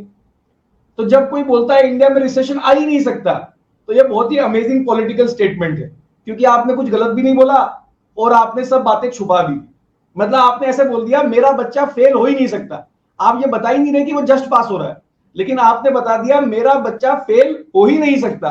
तो ये सुन के बहुत अच्छा लगता है कि मेरा बच्चा फेल नहीं हो सकता, लगता है कि मेरा बच्चा बताइए पढ़ाई में कितना अच्छा है, लेकिन एक्चुअली को डेटा वेटा कुछ है नहीं। इसका मतलब आप जस्ट पास ही हो रहे हैं ऐसा भी हो सकता है, बस 40 नंबर ही आ रहे हैं ऐसा भी हो सकता है। तो पहले तो मैं बता रहा हूं इंडिया में रिसेशन आया ही नहीं। अच्छा, उसके बाद भी बड़ा इंटरेस्टिंग डेटा है, 1980 का डेटा रिसेशन भी क्यों आया वो भी एक अलग स्टडी है, उस पर आज हम बात नहीं करते। तो वो भी बड़ी मुश्किल से आया था, इतना कोई छोटा मोटी रीजन नहीं था कि रिसेशन आ गया था, बहुत बड़ा रीजन था वो रिसेशन आने का। अच्छा, तो पहले मुझे बताइए, क्या आपको सरकार से यह क्वेश्चन पूछना चाहिए? अगर आप इकोनॉमिक्स पढ़े लोग हो, इकोनॉमिस्ट हो, तो आपको क्या सरकार से यह क्वेश्चन पूछना चाहिए कि क्या रिसेशन आने वाला है क्या? पहले तो मुझे यह बता दीजिए, कोई ये क्वेश्चन बनता भी है क्या इंडिया में कि क्या रिसेशन आने वाला है? मतलब मुझे तो सबसे इंटरेस्टिंग लगता है मीडिया क्या बातें कर रही है, वो क्वेश्चन ही पूछ रही है क्या रिसेशन आने वाला है। ये क्वेश्चन ही गलत है, ये क्वेश्चन है ही नहीं कुछ। रिसेशन तो इंडिया में आता ही नहीं है सर, उसके बहुत रीजंस हैं। वो नेक्स्ट वाली जो मैं वीडियो यूट्यूब बनाऊंगा उसमें मैं बेसिकली बहुत सारा डिटेल में बताऊंगा मैं आपको कि वो क्यों इंडिया के क्या स्ट्रेंथ है जिसकी वजह से रिसेशन नहीं आ पाता, और वो स्ट्रेंथ हो सकता है अगले 40-50 साल के लिए रहे, हो सकता है अगले 20-30 साल के लिए रहे, वो हम बाद में यूट्यूब पे बात करेंगे। बट क्वेश्चन क्या होना चाहिए मुझे बताइए, क्वेश्चन बताइए क्या होना चाहिए? क्वेश्चन ये होना ही नहीं चाहिए कि रिसेशन आने वाला है कि नहीं। मुझे बताइए क्वेश्चन सरकार को आपको क्या पूछना चाहिए? मतलब मजे की बात यह है कि सरकार जो मन में आ रहा है वो बोल रही है, और दूसरी मजे की बात यह है कि अपोजिशन को पता ही नहीं है कि क्वेश्चन पूछना क्या है। मतलब मुझे बहुत ऐसा लगता है, तो मुझे बहुत अजीब लगता है, लेकिन मैं सरकार की बुराई नहीं कर रहा, मैं अपोजिशन की बुराई ज्यादा कर रहा हूं। अब सरकार तो बोलेगी ही बोलेगी ठीक चल रहा है। आपको सरकार को यह पूछना चाहिए कि रिसेशन नहीं, क्या ग्रोथ स्लो होने वाली है, क्या इकोनॉमिक स्लोडाउन आने वाला है? यह बहुत बड़ा क्वेश्चन है, क्या इकोनॉमिक स्लोडाउन आने वाला है? अच्छा, मुझे बताइए कैसे पता करें कि आज स्लोडाउन चल रहा है कि नहीं चल रहा है? बड़ा इंटरेस्टिंग डेटा दिखाऊंगा आपको जिससे आप पता कर सकते हैं कि आज स्लोडाउन चल रहा है कि नहीं चल रहा। ये डिबेट है, मतलब जो पॉलिटिकली कोई इसमें मैं कोई स्टैंड नहीं ले रहा हूं, मैं सिर्फ आपको अपना पॉइंट ऑफ व्यू समझा रहा हूं। मेरा पॉलिटिक्स से कोई दूर दूर तक रिश्ता नहीं है, तो वो भूल जाइए। बट मुझे ये बताइए आज स्लोडाउन चल रहा है कि नहीं चल रहा, कैसे पता करें? कैसे पता करें? तो मैंने क्या किया, एक बड़ा इंटरेस्टिंग डेटा आपकी स्क्रीन पे आपके सामने निकाल रहा हूं। तो ये मैं अगली यूट्यूब वीडियो में भी यूज करने वाला हूं और उसको समझाने वाला हूं, तो बहुत ध्यान से देखिए। पहले डेटा एक बार समझ लेते हैं कि मैंने इस स्क्रीन पे, जो आपके स्क्रीन पे क्या डेटा है, पहले वो बता रहा हूं। यहां पे मैंने हर साल की जीडीपी की रियल ग्रोथ का डेटा डाल दिया है, real growth of GDP, real growth of GDP का मैंने यहां डेटा डाल दिया है। ठीक है, तो हर साल की दिखाइए। ये 1980s है, तो ये 1980, 1981, 1982, 83, 84, 85, 86, 87, 88, 89, और फिर कहां से किया है 1990।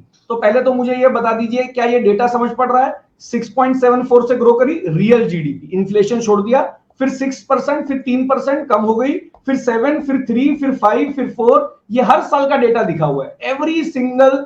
ये जीएसटी कलेक्शन राइट डेटा नहीं है। जीएसटी कलेक्शन राइट क्यों नहीं है?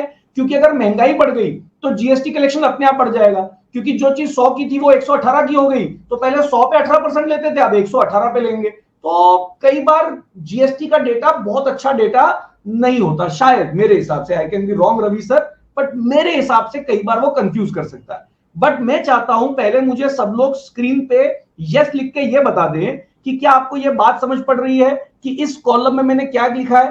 हर साल की रियल ग्रोथ, फिर यहां पर भी हर साल की रियल ग्रोथ, फिर यहां पर भी हर साल की रियल ग्रोथ। हाँ, सेल्स थोड़ी नीचे आएंगी, बट जैसे मैंने बोला सेल्स थोड़ी नीचे आए लेकिन इन्फ्लेशन 18% से बढ़ जाए तो कई बार क्या होगा, रिसेशन आ गया है बट जीएसटी कलेक्शन फिर भी थोड़े टाइम तक ऊपर रहेगा। अच्छा, अभी देखिए क्या इस सरकार में या कोई भी सरकार में, कोई भी गवर्नमेंट में होगा तो क्या करेगा, वो जैसे कोविड हुआ तो रिसेशन आ गया, हमारा -6.6 आ गया, ये तो बड़ा मुश्किल से -6.6 आया। तो मैंने आपको बताया था माइनस में हम कभी नहीं गए, क्या सबको दिख रहा है, माइनस में कभी नहीं गए। 1979 में गए होंगे और 1980 से चीजें ठीक हो गई, तो 1980 के बाद से कोई रिसेशन नहीं आया।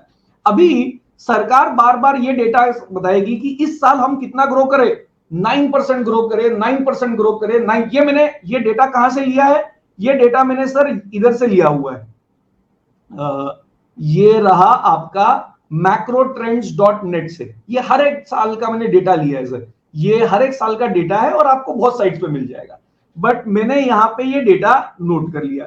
अच्छा, आप मुझे बताइए, जब सरकार बोलती है 8.95% से ग्रोथ हो गई, इस साल 9% से ग्रोथ हो गई, 9% से ग्रोथ हो गई, तो बार बार 9% सुन के लगता है पता नहीं कितनी ग्रोथ हो गई। लेकिन आपको यह बोलना चाहिए था कि अगर 2 साल पहले हमारी जीडीपी 100 चल रही थी और वो 6-7% गिर गई, अगर वो 6% गिर गई तो 0.93 हो गई, 7% गिर गई तो, और उस 7% पे अगर वो 9% बढ़ गई तो मैंने 9% से इंक्रीज कर दिया। तो ध्यान से देखिए मैंने क्या किया, 100 की जीडीपी चल रही थी 2 साल पहले, और इस साल जीडीपी कितनी गिर गई, 7%, तो 93 हो गई, और 93 के ऊपर वो 9% बढ़ गई तो 101 हो गई। तो क्या आपको यह क्लियर है कि जीडीपी जो 100 रुपए की थी वो आज 101 रुपए की है, 101.37 2 साल में। तो नॉर्मल सर्कमस्टांसेस में रियल ग्रोथ कितनी होनी चाहिए थी, सोचिए, मुझे बताइए। पहले तो मुझे ये बता दीजिए कि आपको ये क्लियर है कि 100 रुपए की जीडीपी जो 2 साल पहले चल रही थी वो आज 101.37 की चल रही है, पहले यस या नो। अच्छा, सो सॉरी, मेरा my photo is obstructing the view, मेरे ख्याल से नहीं, बट ये लीजिए। ऑलराइट, तो मैंने पहले क्या किया, 100 को 7% कम कर दिया, 6.6 नीचे कर दिया, और उसके बाद मैंने उसके ऊपर 93 जो कम हो गया था, बेस कम हो गया था, जो सब लोग लिख रहे हैं लो बेस इफेक्ट, उसके ऊपर मैंने 8-9% बढ़ा दिया, तो ये कितना हो गया, 101 हो गया। अब आपकी जीडीपी 100 से 101 हुई है, मतलब 1.37% से बढ़ी है रियल टर्म्स में इन 2 इयर्स, क्योंकि कोविड आ गया था। इसके लिए गवर्नमेंट को ब्लेम करने की जरूरत नहीं है, मैं सिर्फ बोल रहा हूं ये गवर्नमेंट को ब्लेम करने की बात नहीं कर रहे, क्योंकि कोविड को अब पीछे देख के बोलना बहुत इजी है कि ऐसा नहीं करना चाहिए था, वैसा करना चाहिए था, ये अलग बात है। मेरे ख्याल से इसमें गवर्नमेंट की कभी ब्लेम हमें करना नहीं चाहिए, क्योंकि जो भी उस टाइम पावर में होता है उसी को पता है कि प्रॉब्लम क्या है, ना करे तो प्रॉब्लम बंद, और करे बंद तो अलग प्रॉब्लम। लेकिन मैं सिर्फ बता रहा हूं 1.37% से बड़ी दो ईयर्स के लिए, जबकि होना कुछ ऐसा चाहिए था कि इंडिया की जीडीपी 7-8%, हम 8% मानते हैं, तो अगले साल हो जानी चाहिए थी 108, और इस 108 के ऊपर फिर से 8% रियल टर्म्स में बढ़नी चाहिए थी, और जीडीपी को आज होना चाहिए था 116। तो जो 116 की जीडीपी है वो 101 चल रही है, तो एक्चुअली हम कुछ ज्यादा ही पीछे हो गए हैं कोविड से, नंबर 1। अच्छा, अब मैं आपको यह बता रहा हूं कि आप में से कई लोग ये सोचते हैं, कई लोग ये सोचते हैं कि जीडीपी जो है वो सिर्फ कोविड के वजह से ही नीचे आई है, बहुत लोग ये सोचते हैं, और हो सकता है ये ट्रू है। जो मैं अगला स्टेटमेंट बोलने वाला हूं वो मेरा ओपिनियन है, और हो सकता है वो गलत हो, क्योंकि इकोनॉमिक्स इतनी कॉम्प्लिकेटेड होती है कि पता लगाना बहुत मुश्किल है कि किसके वजह से बढ़ रही है और किसकी वजह से गिर रही है, क्या पहले वाली सरकार के डिसीजन थे या इस सरकार के डिसीजन थे, ये इम्पॉसिबल है। इसमें सिर्फ पॉलिटिक्स वाले लोग ही होते हैं जो बोलते हैं कि जो भी अच्छा चल रहा है वो पहली वाली गवर्नमेंट के हिसाब से चल रहा है या नई वाली गवर्नमेंट के हिसाब से चल रहा है। ये पॉलिटिकली इन्फ्लुएंस लोग हैं, क्योंकि पता करना बहुत मुश्किल होता है। लेकिन मेरे को लगता है कि इंपॉर्टेंट डेटा है, तो यहां पर ध्यान से देखिए कि ये जीडीपी आपकी इंडिया की ये 2010 में 8.5, 5.24, 11-12 ये रिसेशन था, एक 11-12 का रिसेशन, और उसके बाद मार्केट बढ़ के 6.39, 7.41, 8, 8.26। आपने नोटिस किया ये 8.26 से 6.8 आ गई, फिर 6.45 आ गई, फिर 3.74 आ गई। तो मुझे बता सकते हैं ये 3.74 तो चल रहा था 2019, ये तो चल रहा था 2019, अभी तक तो कोविड आया ही नहीं था, लेकिन एक्चुअली ग्रोथ तो 3.74 पे आ गई थी। तो एक्चुअली मैं बोल रहा हूं ग्रोथ कोविड ने तो उसको एग्जैजरेट किया है, लेकिन गड़बड़ तो यहीं से चल रही थी। तो पहले तो मुझे ये बताइए कितने लोग मेरा ये पॉइंट समझ रहे हैं, जो गलत हो सकता है, बट मेरा ये पॉइंट समझ रहे हैं कि एक्चुअली जीडीपी टर्न करना स्टार्ट हो गई थी 8.26 से। तो कितने लोग मेरा ये पॉइंट समझ रहे हैं? ये गलत हो सकता है, मैं कोई पॉलिटिकल स्टैंड नहीं ले रहा, मैं सिर्फ बोल रहा हूं, मैं अपना पॉइंट ऑफ व्यू दे रहा हूं। कितने लोग मेरा ये पॉइंट ऑफ व्यू समझ रहे हैं जो गलत हो सकता है कि जीडीपी 6.6 माइनस हुई, वो तो हुई वो तो ठीक है, लेकिन एक्चुअली स्लो यहां से होने लग गई थी 8.26 से। तो ये 8.26 का ईयर कौन सा है, ये बता सकते हैं मेरे को? तो 8.26 का जो ईयर है वो है बड़ा इंटरेस्टिंग ईयर, वो है 2016 का ईयर। कोई आप में से रिलेट करना चाहेगा? अब मेरे जैसे लोगों का क्या है, क्योंकि इकोनॉमिक्स वाले लोग हैं तो हर चीज जो गड़बड़ हो रही है उसको जबरदस्ती एक्सप्लेन तो करना ही है हमको, तो हमने एक्सप्लेन करने के लिए एक नाम ले लिया।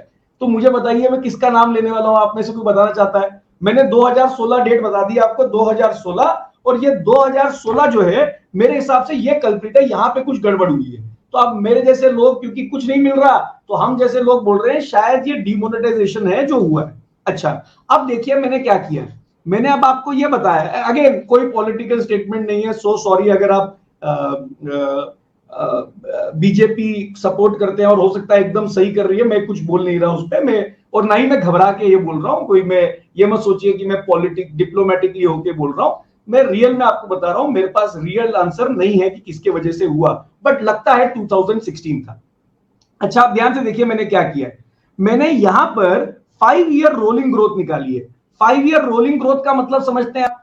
5 ईयर रोलिंग ग्रोथ का मतलब यहां पर मैंने क्या किया है, देख लीजिए, पिछले 5 साल की जितनी भी ग्रोथ हुई, कभी प्लस कभी माइनस, जो भी हुई उन सबका क्या निकाल लिया है, एवरेज निकाल लिया है। फिर यहां पे एवरेज निकाल लिया है, हर 5 साल का एवरेज निकाला है। तो देखिए हर 5 साल की ग्रोथ इंडिया में कितनी होती थी, पहले 5.4 555 चलती थी, फिर 554, फिर यहां पर 1990s में 66 भी आने लग गई, ये 66 भी आने लग गई, 7 भी आने लग गई, हमने 7.8 भी टच कर दिया था बीच में, which was an amazing year average growth में।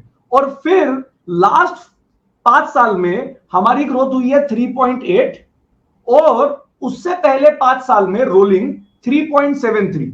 तो लास्ट 5 इयर्स की अगर मैं ग्रोथ निकालता हूं और हर 5 साल पीछे जाता हूं, तो मैं आपको ये बताने की कोशिश कर रहा हूं कि आप में से लोग क्वेश्चन पूछ रहे हैं कि क्या रिसेशन आने वाला है। पहला तो मैं बोल रहा हूं क्वेश्चन गलत है, रिसेशन नहीं पूछना चाहिए, क्या इकोनॉमिक स्लोडाउन आने वाला है। फिर आपने पूछा वरुण फिर बताओ क्या इकोनॉमिक स्लोडाउन आने वाला है, तो मैं बोल रहा हूं सर आने क्या वाला है सर, दिस इज द, इससे ज्यादा स्लोडाउन हमने 1980 से कभी तक नहीं देखा। 1980 से हम 2020 आ गए हैं, ऐसा कोई 5 ईयर का डेटा नहीं है हमारे पास, ऐसा कोई 5 ईयर का डेटा नहीं है जहां पे ग्रोथ 3.73 और 3.8 रही है। तो एक्चुअली स्लोडाउन आने वाला नहीं है, स्लोडाउन चल रहा है। अब मुझे नहीं पता आपको समझ पड़ रहा है कि नहीं, जैसे मेरे जैसे लोगों की बड़ी प्रॉब्लम है, मेरे जैसे लोग तो मतलब डेटा देख के बोल रहे हैं कि हालत खराब चल ही रही होगी। अब मुझे नहीं पता आप क्या बोलेंगे कि आपके बिजनेस की हालत खराब चल रही है कि नहीं चल रही है, बट मेरे से अगर आप पूछ रहे हैं तो स्लोडाउन अपने पीक पे है, बहुत जबरदस्त पीक पे है, इससे ज्यादा स्लोडाउन हमने कभी देखा ही नहीं है। अच्छा आप बताइए, अगर स्लोडाउन अपने पीक पर है, अगर स्लोडाउन अपने पीक पर है, is it a good thing for stock market investors और is it a bad thing for stock market investors? अब मुझे बताइए कि अगर स्लोडाउन अपने पीक पर है, ये भूल जाते हैं, एक सेकंड में इसमें क्लियर कर दूं। पहले तो मैं आपको ये बता दूं, ये जितने भी लोग ये सोच रहे हैं, और मैं बहुत ऑनेस्टली बोल रहा हूं, मैं कई लोग बोलते हैं कि सरकार से घबरा के शायद बोल रहे होंगे, मैं ऑनेस्टली बता दूं, मैं नहीं बता सकता कि ये रिसेशन सरकार की कितनी गलती है, एक्सटर्नल फैक्टर्स की कितनी गलती है, ये सब मैं नहीं बता सकता, ये मेरे को पता ही नहीं है, बिल्कुल नहीं पता, ऑनेस्टली बोल रहा हूं नहीं पता।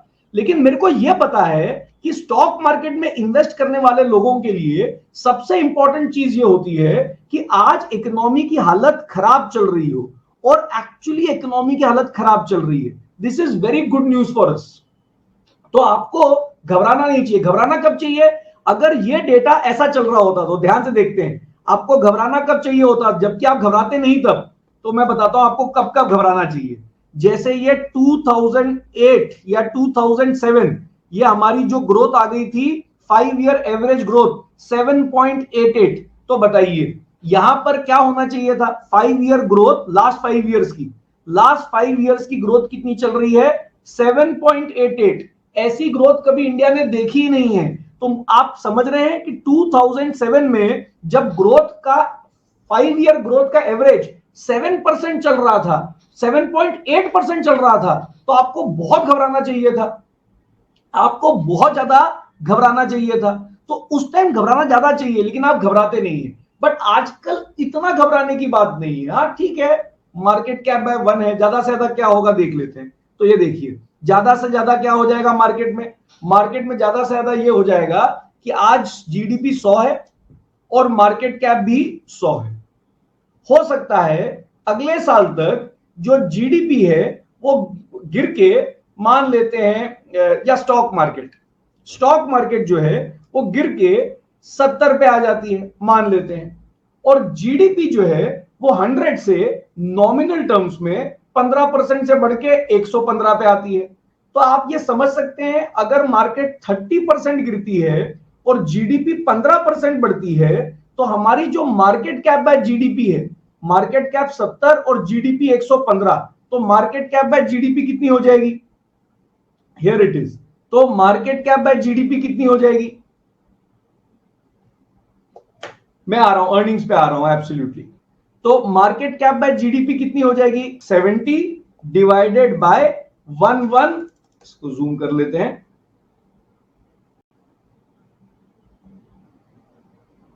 इसको जूम कर लेता हूं मैं। हाँ जी, तो मैं बोल रहा हूं अगर मार्केट 30% गिर गई तो 70 डिवाइडेड बाय 115.6 पे आ जाएगी। तो मार्केट बहुत चीप हो जाएगी, उस जगह पे आ जाएगी। तो मैं बोल रहा हूं हाँ सर, 20-30% तो गिर सकती है, लेकिन अगर आज मार्केट कैप बाय जीडीपी 1.5 होती तो आप सोच सकते हैं मार्केट कितनी गिरती? मार्केट वैल्यू होती 150 और जीडीपी की वैल्यू होती 100। अब 150 को डिवाइडेड बाय 100, 1.5 चल रही है। अगर इसको मार्केट 50% भी गिरती, 50% भी गिरती, तो 150 से कितना हो जाता है ये? 75, और जीडीपी 115 ही होती। तभी भी आपकी market cap by GDP 75 divided by 115.65 होती। तो मैं सिर्फ यह बताने की कोशिश कर रहा हूं, जब मार्केट कैप बाय जीडीपी 1 पे चल रही हो तो इतना घबराने की बात नहीं होती जितना 1.5 पे हो। जब मार्केट कैप बाय या पी बाई रेशियो 28 पे चल रही होती तो इतना घबराने की जरूरत नहीं है।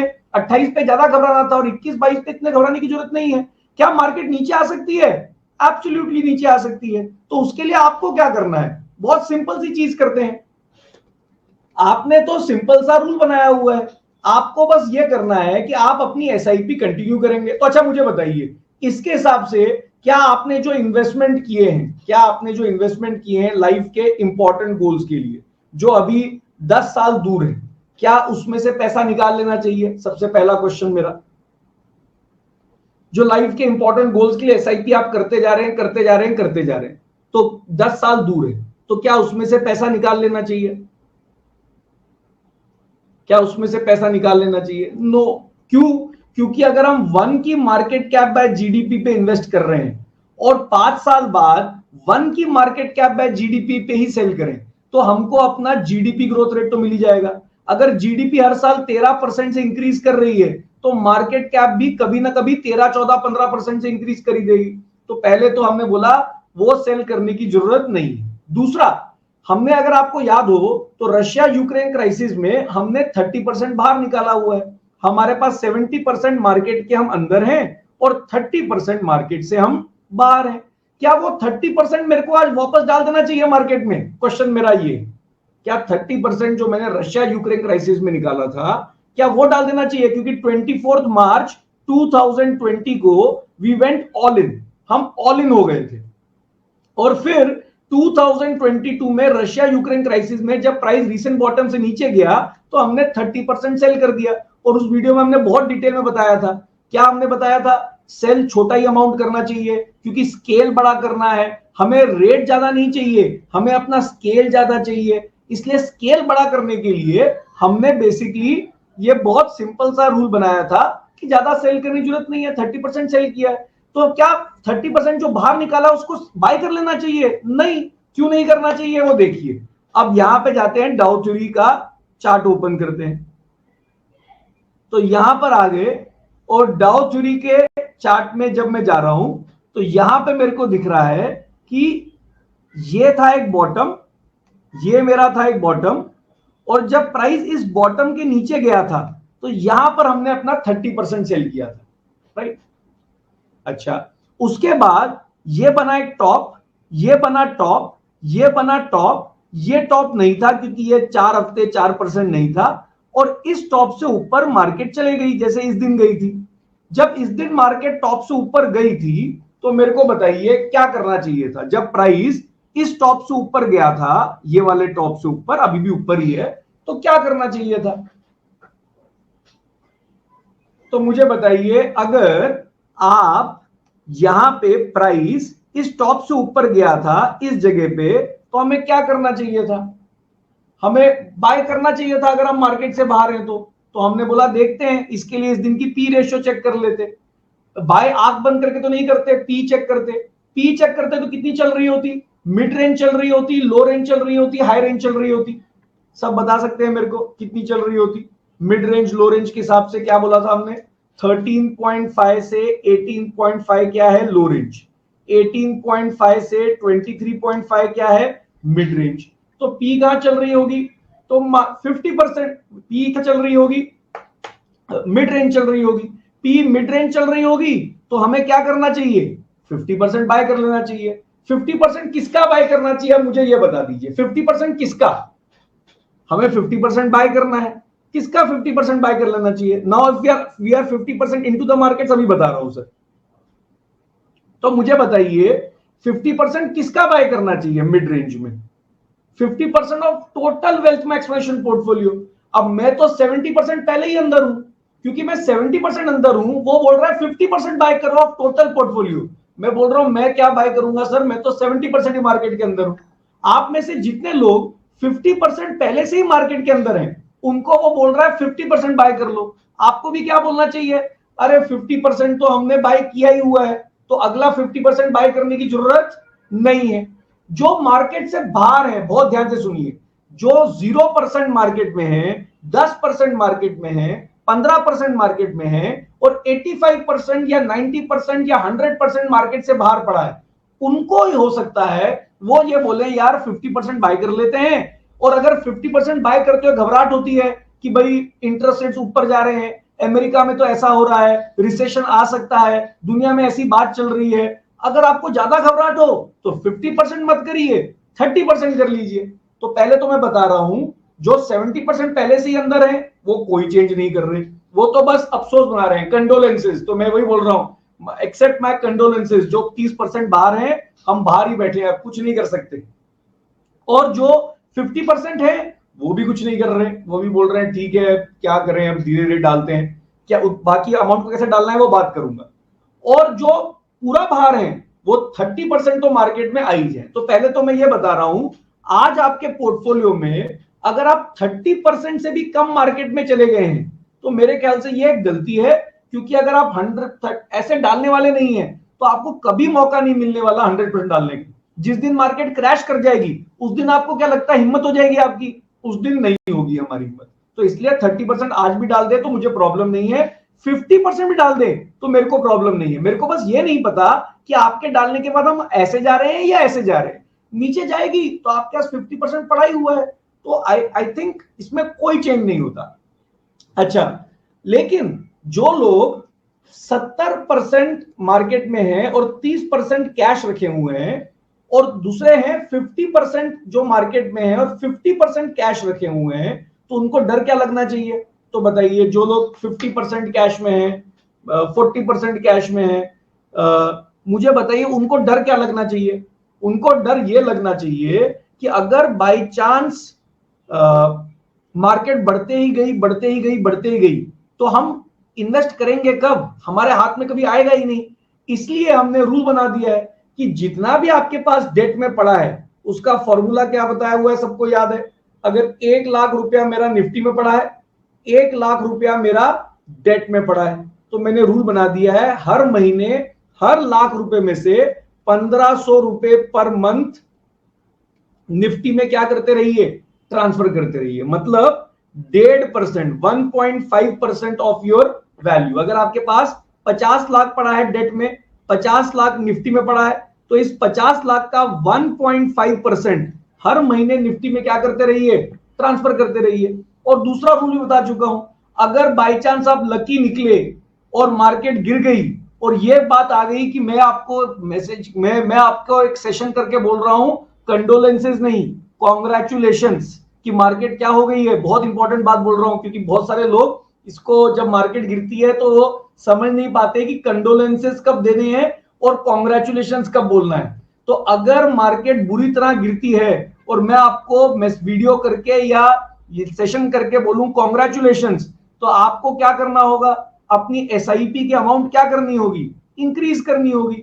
तो उसके लिए तैयार रहिए मार्केट को इंक्रीज करने के लिए। तो आई थिंक कोई इतना डरने की बात नहीं है। अच्छी बात क्या है हमारे लिए, सबसे अच्छी बात इस टाइम पे ये है कि इकोनॉमिक स्लोडाउन चल रहा है।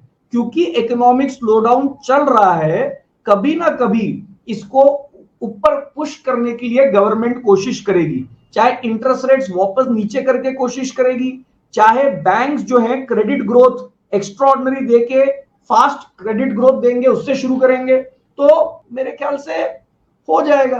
तो इब्राहिम सर ने लिखा है we are desperately waiting for that day. तो मैं आपको गारंटी दे रहा हूं सर, अगर आप वो डे आ भी जाएगा तभी भी हिम्मत नहीं होगी, बहुत मुश्किल काम होता है उस दिन बाय करना। बट यस, मैं अभी 2 वीडियोस बनाऊंगा जो आपके बहुत काम की होंगी, आप सबको भी काम आएगा। तो मैं YouTube पे एक सीरीज बना रहा हूं, मोस्ट प्रोबेबली अगले हफ्ते से स्टार्ट हो जाएगी, इज रिसेशन कमिंग, जिसमें कुछ पार्ट मैंने अभी कवर किया और कुछ वीडियोस में आप आगे भी देखेंगे। Is recession, is India getting into a recession. तो ये वीडियो हमारे बहुत काम की होगी, आपको समझ पड़ेगा कि उसमें सारी चीजें आंसर करेंगे। अभी कुछ चीजें तो आंसर कर दी, लेकिन मेरे ख्याल से और डिटेल में एक्सप्लेन होगा। और दूसरा, हम एक और चीज आंसर करेंगे, $3 trillion economy, the good bad and ugly about it, the good bad and ugly about $3 trillion economy. इसको भी आप स्टॉक मार्केट से काफी रिलेट कर लेंगे। देखिए, if the economic growth is low then why is market up. तो पहले तो मेरे को लगता है कि मार्केट अप है कि नहीं, ये कैसे पता करें कि मार्केट अप है कि नहीं। तो पहले, और इसके बाद में सेक्टर्स के बारे में बात करने वाला हूं, कौन सा सेक्टर आज हमको ठीक लग सकता है उसके बारे में बात करेंगे, जो प्रतीक सर ने बोला है। अच्छा, पहले तो कई लोग बोल रहे हैं मार्केट अप है, तो मार्केट अप का मतलब मुझे पता नहीं है, आप कैसे पता करते हैं मार्केट अप है कि नहीं। जैसे मैं यहां पे निफ्टी 20 का चार्ट ओपन करता हूं, हियर इट इज निफ्टी 20। तो अभी कई लोग बोल रहे हैं मार्केट अप है, तो मैं ऐसे नहीं बोलता, मैं बोलता हूं सर उसके लिए तो हमको यह पता करना पड़ेगा लास्ट 5 साल में क्या हुआ है।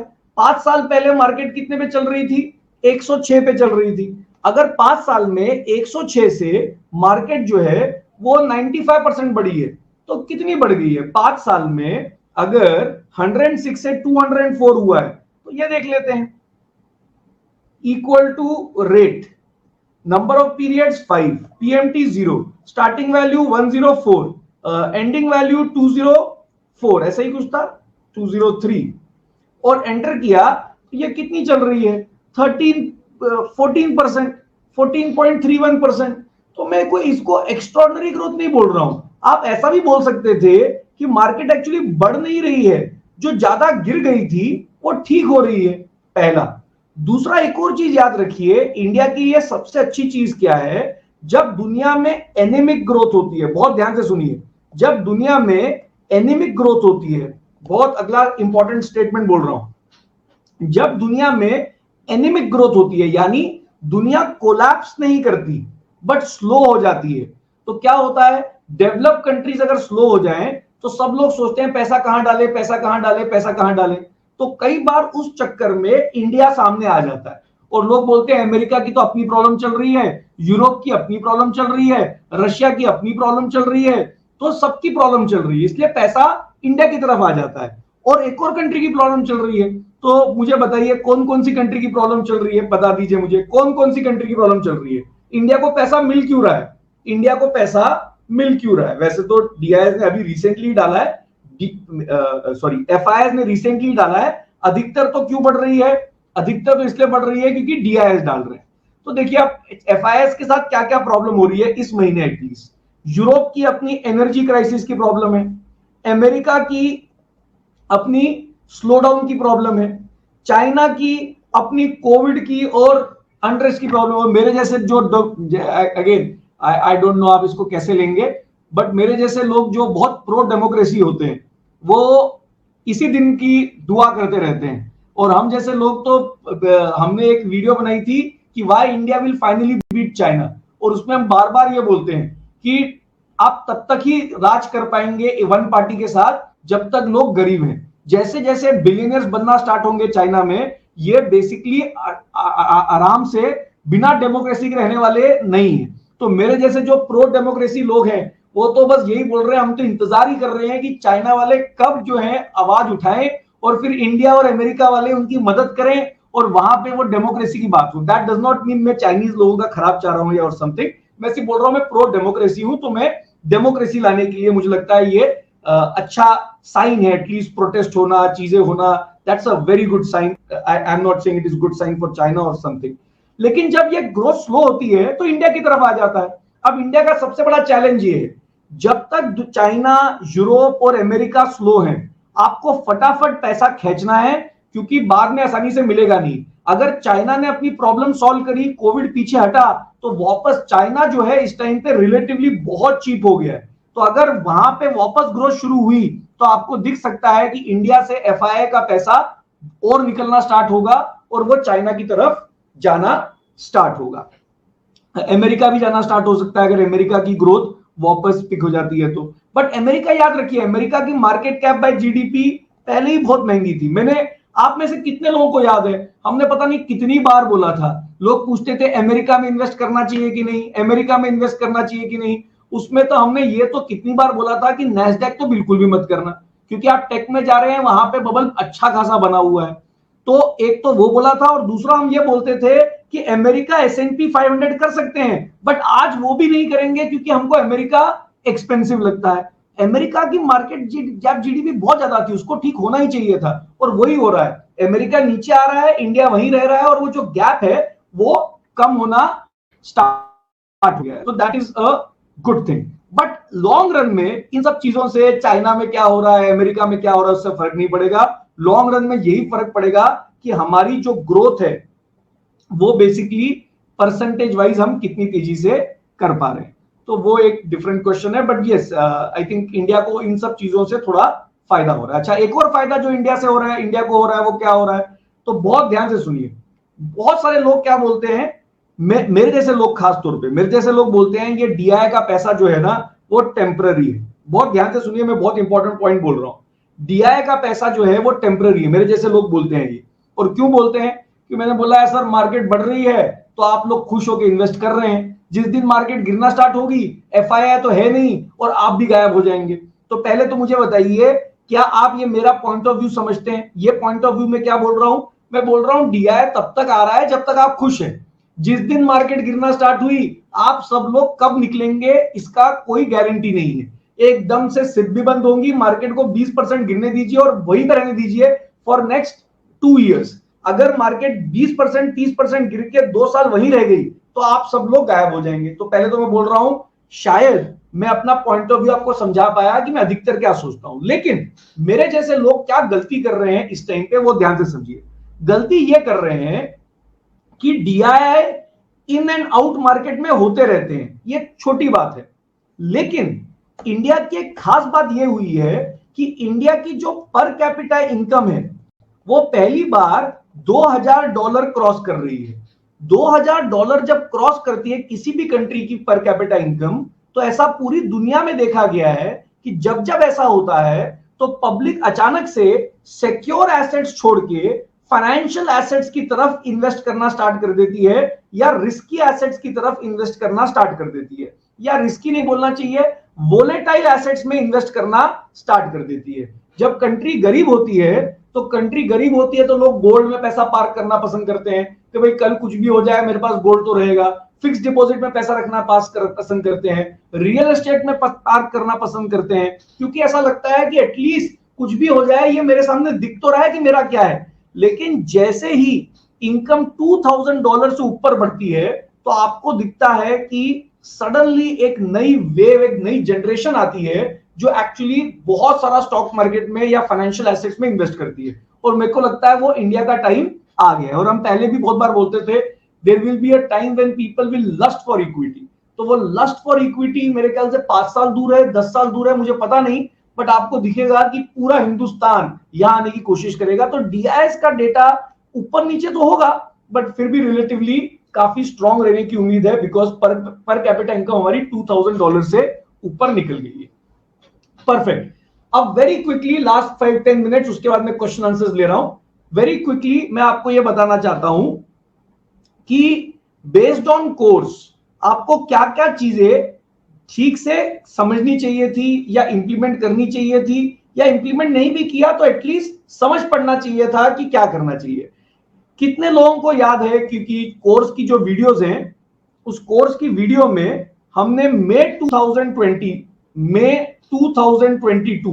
मई, नॉट मार्च, मई 2020 सेक्टर्स की बात कर रहा हूं मैं, मई 2022 में हमने बोला था पीएसयू बैंक बीज में इन्वेस्ट करना चाहिए।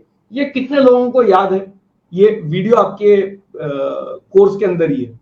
जितने लोगों ने जैसे एक्सटेंशन लिया हुआ है तो उन्होंने ये वीडियो देखी होगी मोस्ट प्रोबेबली, या जिन्होंने लास्ट 1 ईयर में ही कोर्स किया है उन्होंने भी देखी होगी।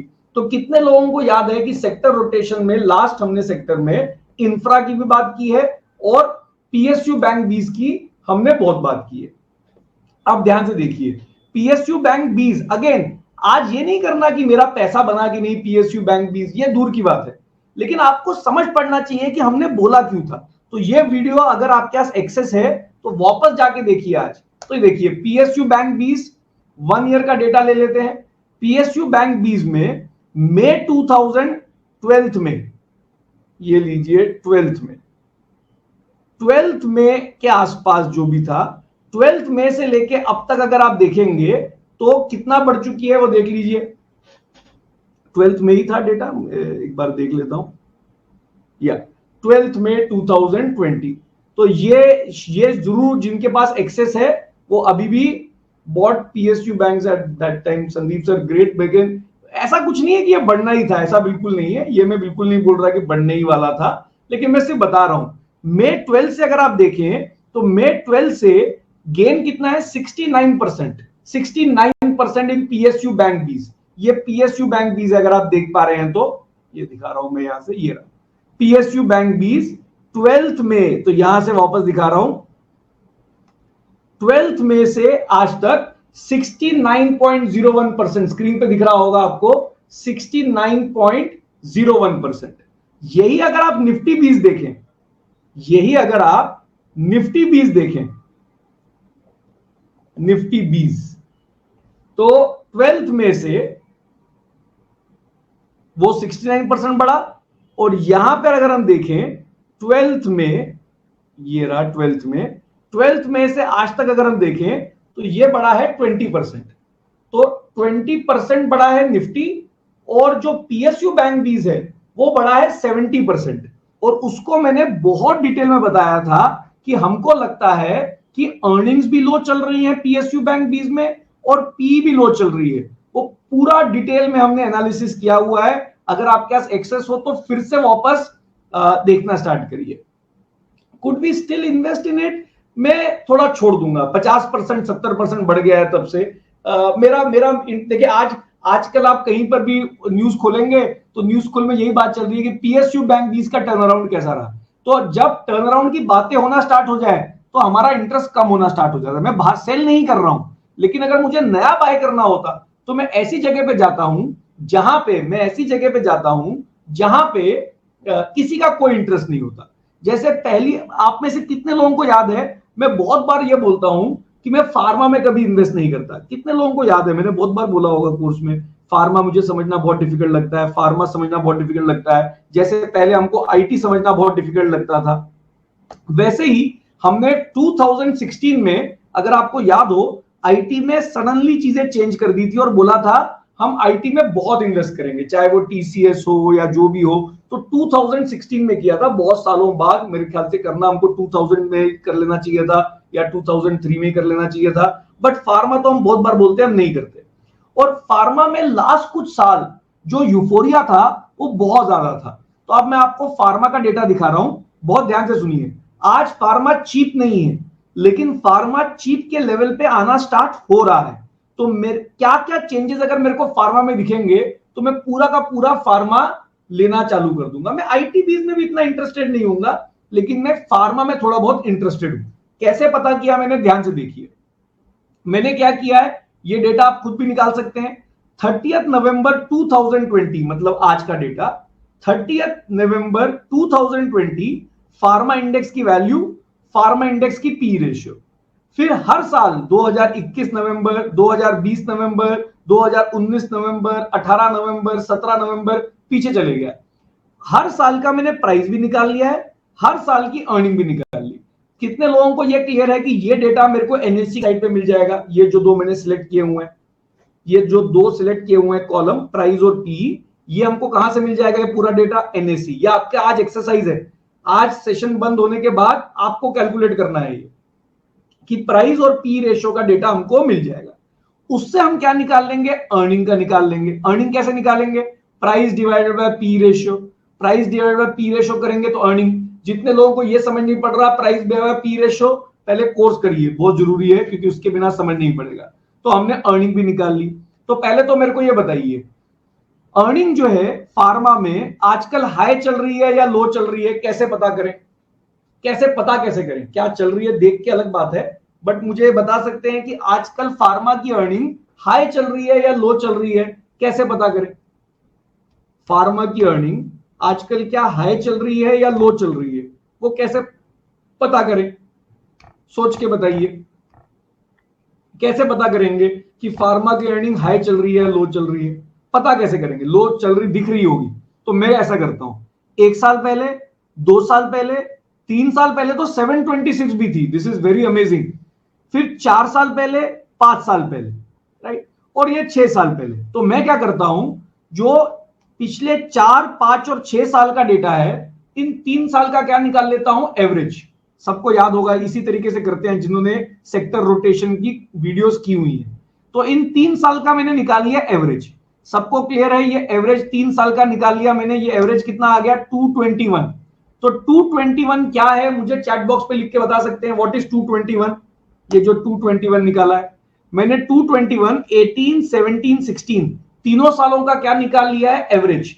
क्योंकि एक साल बहुत लो या एक साल बहुत हाई हो सकता है। 181 लूं तो लो बेस हो गया, 279 लूं तो हाई बेस हो गया। वो बेस का नॉर्मलाइज करने के लिए, इस डेटा को रैशनलाइज करने के लिए मैंने इन 3 साल का क्या ले लिया? एवरेज ले लिया।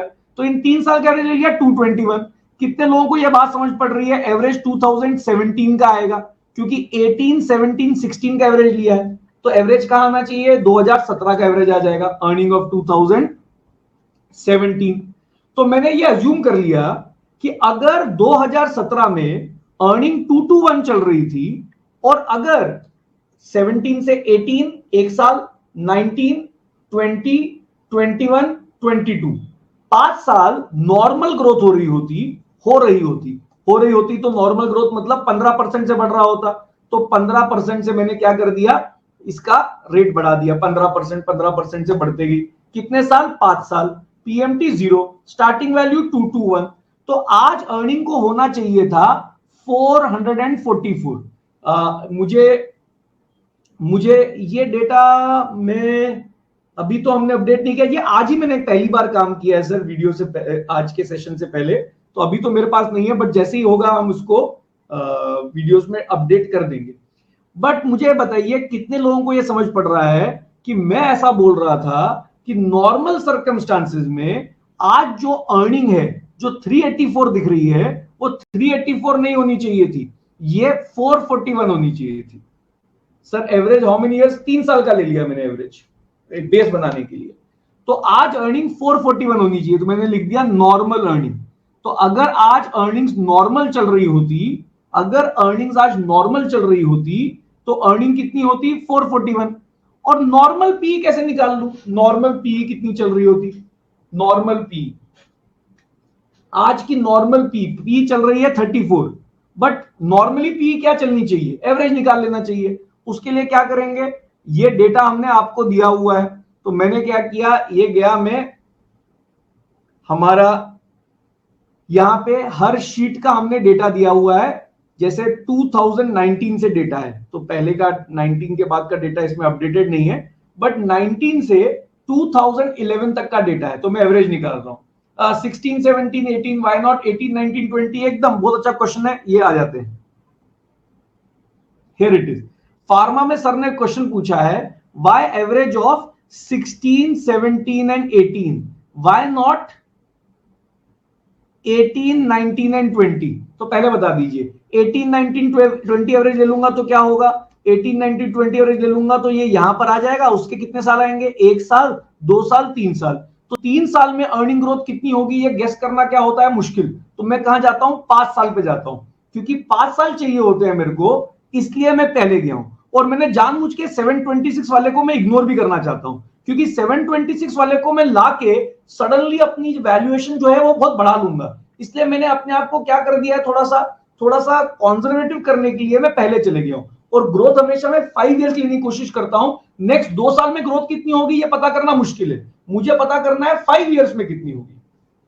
अच्छा, तो और 726 को मैं क्या करने की कोशिश कर रहा हूं, अवॉइड करने की कोशिश कर रहा हूं, तो मैं रैशनलाइज कर रहा हूं, मैं कॉन्जर्वेटिव बन रहा हूं, मैं ऐसा नहीं बोल रहा मैं सही कर रहा हूं, मैं बस कॉन्जर्वेटिव बन रहा हूं।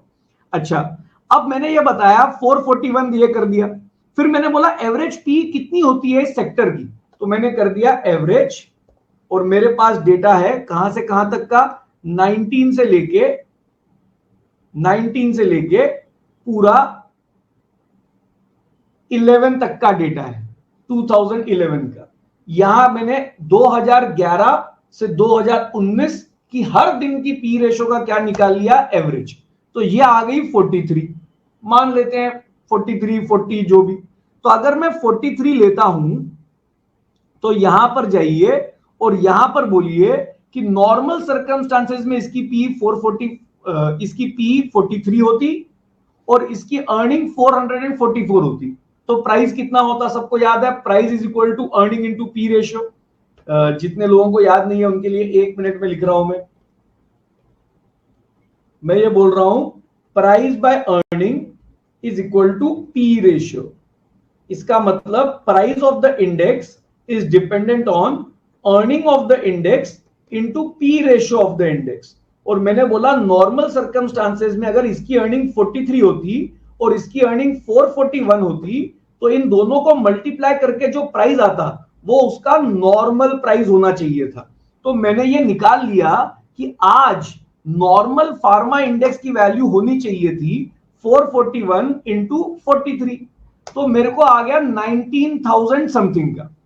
बट मेरे को 19,000 समथिंग पे चल रहा है, बट मैं 90,000 पे ना खरीद लूंगा, मैं तो क्या करूंगा, सस्ते में डिस्काउंट पे खरीदूंगा, मुझे 50% डिस्काउंट मिल जाए, या हम बोलते हैं एटलीस्ट इंडेक्स में 30-35% का डिस्काउंट मिल जाए। अगर मुझे 30, क्योंकि स्टॉक में 50% सस्ता मिल जाए उसके चांसेस हैं, इंडेक्स 50% सस्ता मिल जाए या निफ्टी 50% सस्ता मिल जाए उसके चांसेस बहुत कम है, इसलिए मैंने मार्जिन ऑफ सेफ्टी यहां पे 35% की ले ली, तो 0.65 से मल्टीप्लाई किया, यानी 35% क्या कर दिया, कम कर दिया। तो 0.65 से मल्टीप्लाई किया, तो मैंने बोला अगर 12,000 आसपास होती तो मैं लेने को शायद तैयार हो जाता। अगेन मैं रिपीट कर रहा हूं, मैं आज ले नहीं रहा हूं फार्मा इंडेक्स, मैं रिपीट कर रहा हूं, मैंने फार्मा इंडेक्स नहीं लिया है, इसीलिए मैंने अभी तक कोर्स में नहीं डाला है, वरना कोर्स वीडियोस में जैसे हमने PSU डाल दिया था वैसे हम फार्मा भी डाल देंगे जब हमको लगेगा। लेकिन मुझे यह बताइए कि US FDA's issues in pharma हमको सबसे अच्छी यही लगता है, we always buy great companies in unusual circumstances. तो मैं आपको सिर्फ ये बता रहा हूं कि अगर मेरे को ये थोड़ा सस्ता मिल जाए तो मैं लेने को तैयार हूं। ये 13,000 समथिंग चल रहा है, शायद 12,000, 11,000, बट 11,000, 11,500 पे तो मैं बहुत ज्यादा इंटरेस्टेड हो जाऊंगा इस इंडस्ट्री, इस बेसिकली इस सेक्टर में। तो पहले तो मुझे ये बता दीजिए कितने लोगों को ये समझ पड़ा, लेना वेना नहीं है कुछ, PSU बैंक 20 भी आपने लिया नहीं, कोई फर्क नहीं पड़ता, ये हमें इससे कोई मतलब नहीं है किसका थोड़ा ज्यादा पैसा बन गया थोड़ा कम, कोई फर्क नहीं पड़ता, क्योंकि CAGR बढ़ा के क्या होगा, स्केल बढ़ाना है। लेकिन अंडरस्टैंडिंग डेवलप करना बहुत जरूरी है, उसके लिए जरूर करिए, चाहे पीएसयू बैंक भी, या मुझे बताइए फार्मा भी ले नहीं रहे अभी हम 11,000 12,000 के इंडेक्स पे हम लेंगे शायद, लेकिन मुझे ये बताइए मैथमेटिकली कितने लोगों को समझ पड़ा कि हम ले क्यों रहे हैं, मतलब सोचते क्यों हैं, कैसे पता करते हैं कि कोई सेक्टर सस्ता है। तो वो अंडरस्टैंडिंग मेरे को बस देनी थी। मेरे को ये नहीं चाहिए कि आप सेक्टर ले रहे हैं, कोई फर्क नहीं पड़ता, आप सेक्टर वेक्टर ना ले, कुछ फर्क नहीं पड़ता। याद रखिए अमीर वो नहीं बनेगा जिसका CAGR ज्यादा है, जिसने 2 रुपए डाल दिए सेक्टर में और 4 रुपए कर दिए, उससे कोई अमीर नहीं बनता। जिसने करोड़ रुपए निफ्टी में डाले और उस पर 15% कमा रहा है, वो अमीर बनेगा। स्केल बड़ा करना पड़ेगा rather than CAGR। But important चीज ये है कि हमको पता लगे कि पीएसयू बैंक 20 क्यों बोला, वैसे ही हमने फार्मा आज क्यों बोला, या अभी तक खरीदा नहीं है फार्मा टाइम है अभी मेरे ख्याल से खरीदने में, लेकिन फार्मा हमने क्यों किया।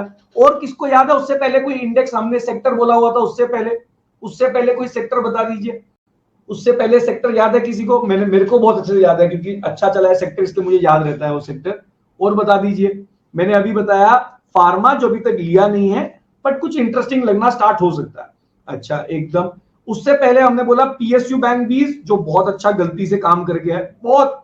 और ये याद रखिए गलती से ही काम करता है, ये कोई इंटेलिजेंस नहीं है। कभी कभी हम चीज लेंगे और वो 15 साल नहीं बढ़ेगी और कभी कभी एकदम बढ़ जाती है। उससे पहले हमने इंफ्रा और मेटल बोला था। इंफ्रा और मेटल कौन सी डेट को बोला था, आप वहां पे जाके चेक करेंगे तो यहां पे हमने दिसंबर की बनाई हुई है, 4 दिसंबर 2022 की बनाई हुई है। तो अब मैं आपको दिखा रहा हूं, यहां पर आइए और यहां पे कैसे खरीदेंगे इंफ्रा खरीदने के लिए क्या होता है हमारे पास, इंफ्रा बीज। अच्छा फार्मा कैसे लेना है वो भी बता रहा हूं। ओएनजीसी तो सर बस आप पूछिए मत, मेरे फादर ने मुझे कितना बोला है ओएनजीसी पे आज तक, आई डोंट नो, सब भूल गए हैं कि मैंने और कहा फायदा उनका कराया है, बट वो ओएनजीसी नहीं भूल पा रहे हैं। तो हियर इट इज। तो यहां पर जाएंगे और 2020 दिसंबर 4 दिसंबर, तो यहां पे देखिए इंफ्रा बीज अगर हम देखें तो इंफ्रा बीज जो है वो करीब करीब 4 दिसंबर से 6 दिसंबर जो अपनी 2020 सॉरी तो यहां पे आएगा 4 दिसंबर से अब तक अगर आप देखें तो 53% ऊपर है। हिंदुस्तान जिंक अभी भी हमको सस्ता लगता है, मुझे ऐसा कुछ नहीं लगता कि सस्ता नहीं है, बट अभी क्या है हम फेज 1 में आ रहे हैं। फेज 1 मतलब पहले इंटरेस्ट रेट ऊपर करके सबसे पहले बैंक्स को अच्छा करना है, फिर इंफ्रा को अच्छा करना है, फिर कमोडिटी की बारी आती है। तो कमोडिटी की बारी बहुत लेट आती है, बट इंफ्रा 4 दिसंबर से 53% बढ़ा है, राइट। मेटल कितना बढ़ा है पहले देखते हैं, फिर निफ्टी से कंपेयर करेंगे। तो ये देखिए मेटल जो है, कौन सी डेट से देख रहे थे हम, तो मेटल में भी 5 इयर्स कर देते हैं और यहां पे लाइन कर देते हैं और ये देख लीजिए 2020 दिसंबर। तो 2020 दिसंबर में ये रहा 4 दिसंबर को, इसकी वैल्यू चल रही थी 3161, ये आपको ऊपर दिखेगी, इधर दिख रही होगी 3161। तो 4 दिसंबर 2020 में ये 3161 पे था और 3161 से आज ये चल रहा है 6564। मतलब metal has gone up by 100%, metal has gone up by 100%, infra has gone up by 53%, जो मैंने यहां पे दिखाया 53%। और सेम पीरियड में निफ्टी कितना बढ़ा है एक बार देख लेते हैं। निफ्टी 20 5 ईयर, ये रहा दिसंबर 2020 4 दिसंबर, और यहां से यहां करेंगे तो 45%। तो मैं रिपीट कर रहा हूं, निफ्टी 45% बढ़ा है, इंफ्रा 53% बढ़ा है, तो 10% एक्स्ट्रा, मतलब 2 साल में अगर 10% एक्स्ट्रा, इसका मतलब 3-4% हम कंपाउंडेड आगे बढ़ गए हैं। और मेटल 100% बढ़ा है, यहां तो हम काफी आगे निकल चुके हैं। तो अब मैं क्या करूंगा, अब सर ने बोला जिसका ETF ही नहीं है उसको लेना बहुत मुश्किल है, तो कैसे लेते हैं। मेटल में कैसे करते थे किसी को याद है, और फार्मा में कैसे लेंगे। मेटल में क्या करते थे, हम बोलते थे मेटल के अंदर कौन कौन से कंपनीज हैं और सेम कंपनी सेम रेशियो में क्या कर लेंगे, हम खरीद लेंगे। अगर हमने सारी कंपनीज उसी रेशियो में खरीद ली तो हमने इंडेक्स ले लिया, साल के साल इसको क्या किया करेंगे, रीबैलेंस करेंगे। जैसे अभी हम जाते हैं एनएससी की साइट पे और यहां पर सेक्टोरल इंडिसेस में जाते हैं, समझिए फार्मा में जाते हैं, सेक्टोरल निफ्टी फार्मा, फार्मा में क्लिक किया, यहां पर एक फैक्ट शीट होती है, तो मुझे पता नहीं अब यहां पे दिखेगी, ये फैक्ट शीट, फार्मा की फैक्ट शीट ले रहा हूं, तो we will buy all the shares in the same ratio. तो ये अगर मेरे को फार्मा खरीदना है तो मेरे को क्या करना पड़ेगा, मेरे को फार्मा में 24% क्या खरीदना पड़ेगा, 24% सन फार्मा, फिर 14% सिप्ला, मतलब 1 लाख में से 24,000 सन फार्मा, 14,000 सिप्ला, 12,000 डॉक्टर रेड्डीज, इस रेशियो में। लेकिन याद रखिए अभी तक हमने फार्मा नहीं लिया है, मैं अभी भी फार्मा में नहीं कर रहा हूं, बट मैं सिर्फ बता रहा हूं फार्मा में हमारा इंटरेस्ट थोड़ा सा रिलेटिवली क्या हो रहा है, बढ़ रहा है, तो वो इंटरेस्ट हो सकता है हमारा थोड़ा सा बढ़ जाए। अच्छा, वेरी क्विकली अब आप मेरे को क्वेश्चंस बताना स्टार्ट कर सकते हैं, अगर मैंने बहुत टाइम ले लिया है, बट अगर कोई भी क्वेश्चन आपके दिमाग में आ रहे हैं तो बताना स्टार्ट कर सकते हैं। व्हाई बीज is the easiest, the most liquid ETF, तो उसको खरीदना बेचना बहुत इजी होता है। गिल्ड फंड लेना अच्छी बात है क्या, बिल्कुल नहीं। मेरे को लगता है गिल्ड फंड अगले 2 साल 3 साल के लिए ठीक हो सकता है, बट अगर आपने 3 साल से ऊपर होल्ड किया और इंटरेस्ट रेट्स बढ़ना स्टार्ट हुए तो गिल्ड फंड्स में बहुत गड़बड़ होगी, क्योंकि इंटरेस्ट रेट बढ़ेंगे और एकदम से गिल्ड फंड्स की जो लॉन्ग टर्म डेट फंड्स हैं उनकी वैल्यू गिरना स्टार्ट हो जाएगी। जब कोई सेक्टर चीप लगे तो क्या लमसम ले सकते हैं, एकदम ले सकते हैं सर, लेकिन कैसे, याद रखिए मैंने आप सबको बताया था, आपको अगर इंडिविजुअल स्टॉक्स में जाना है, अगर आपको सेक्टर में जाना है, तो मैंने आप सबको एक्सरसाइज दी थी, कितने लोगों को एक्सरसाइज याद है, अगर आप दिल से ही एक्सरसाइज करेंगे तो आप कभी लाइफ में गड़बड़ नहीं करेंगे और स्किल हर साल डेवलप करते रहेंगे। मैंने बोला था अगर 100 रुपए हैं तो उसमें से 80-90 पहले निफ्टी में डालिए, कुछ मत लीजिए, 10% से क्या करिए, दिमाग लगाइए, चाहे वो सेक्टर लीजिए चाहे वो स्टॉक्स लीजिए, और फिर इस 10% को एटलीस्ट 3 साल के लिए इवैल्यूएट करिए कि क्या इस 10% का परसेंटेज गेन, क्या हम निफ्टी को बीट कर पाए, परसेंटेज वाइज अगर बीट कर पाए तो इसका परसेंटेज 20% कर देंगे, फिर से 3 साल बीट कर पाए तो 40% कर देंगे, फिर से 3 साल कर पाए तो 80% कर देंगे।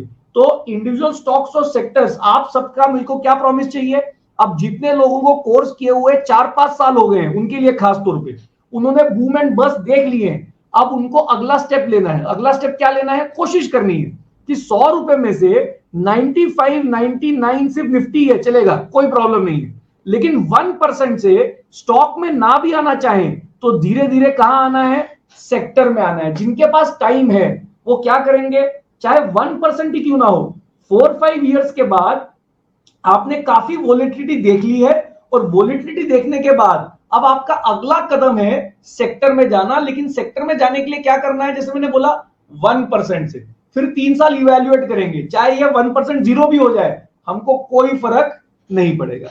तो आज कोई सेक्टर सस्ता मिल नहीं रहा है, बट मेरे को लगता है फार्मा जो है वो सस्ता हो सकता है with in a span of month और सो। अगर ऐसा कुछ हुआ तो हम वहां लेने की कोशिश करेंगे।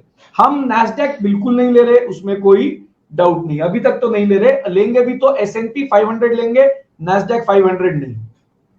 अच्छा, दूसरा क्वेश्चन मैं भूल गया, अभी मेरे को एक इंपॉर्टेंट क्वेश्चन आया था, हाँ, मॉर्निंग स्टार पे डेटा कैसे देखें। तो कई लोगों को ये प्रॉब्लम हो रही है कि मॉर्निंग स्टार की साइट पे आपको फ्री कैश फ्लो का डेटा नहीं मिलता, तो आप क्या करेंगे, टिकर टेप पे जाएंगे, तो tickertape.in पे जाइए, tickertape.in पे कंपनी का नाम डालिए, जैसे से ITC, और ITC हमने स्टॉक सिलेक्ट किया। अच्छा, ITC सिलेक्ट करके क्या करना है, यहां पे गए, इस पे फाइनेंशियल्स पे आइए, फाइनेंशियल्स पे लिखा है cash flow, if free cash flow is negative company छोड़िए, positive free cash flow company देखिए, कैश फ्लो पे क्लिक करिए, कैश फ्लो पे नीचे आएंगे तो क्या दिया हुआ है, ये रहा फ्री कैश फ्लो। तो सर ये फ्री कैश फ्लो करोड़ में दिया हुआ है, तो अब से फ्री कैश फ्लो आप कहां देखेंगे सर, tickertape.in पे, अगर मॉर्निंग स्टार पे प्रॉब्लम हो रही है तो, बाकी सब डेटा मॉर्निंग स्टार पे मिल जाएगा। डेट फंड्स में मेरा ये मानना है, एक क्वेश्चन मुझे आया था कि डेट फंड्स में अगर हम अल्ट्रा शॉर्ट टर्म फंड ले रहे हैं, अगर हम अल्ट्रा शॉर्ट टर्म फंड ले रहे हैं तो उसका रेट ऑफ रिटर्न 4.5% आ रहा है, तो हम एफडी कर दें क्या? तो देखिए, ऐसा नहीं है कि आप एफडी नहीं कर सकते, लेकिन मेरे को लगता है कि अगर आप अल्ट्रा शॉर्ट और शॉर्ट टर्म डेट का, अल्ट्रा शॉर्ट टर्म डेट और शॉर्ट टर्म डेट, तीन डेट लीजिए, दो डेट लीजिए, ये रहे अल्ट्रा शॉर्ट और शॉर्ट टर्म डेट, इन दोनों का कॉम्बिनेशन बनाएंगे तो लंबे समय में आपका जो CAGR है वो बैंक रेट के आसपास आ जाएगा। और आफ्टर टैक्स, क्योंकि बैंक में टैक्स ज्यादा लगता है, इसमें 3 साल बाद आपका टैक्स कम लगेगा।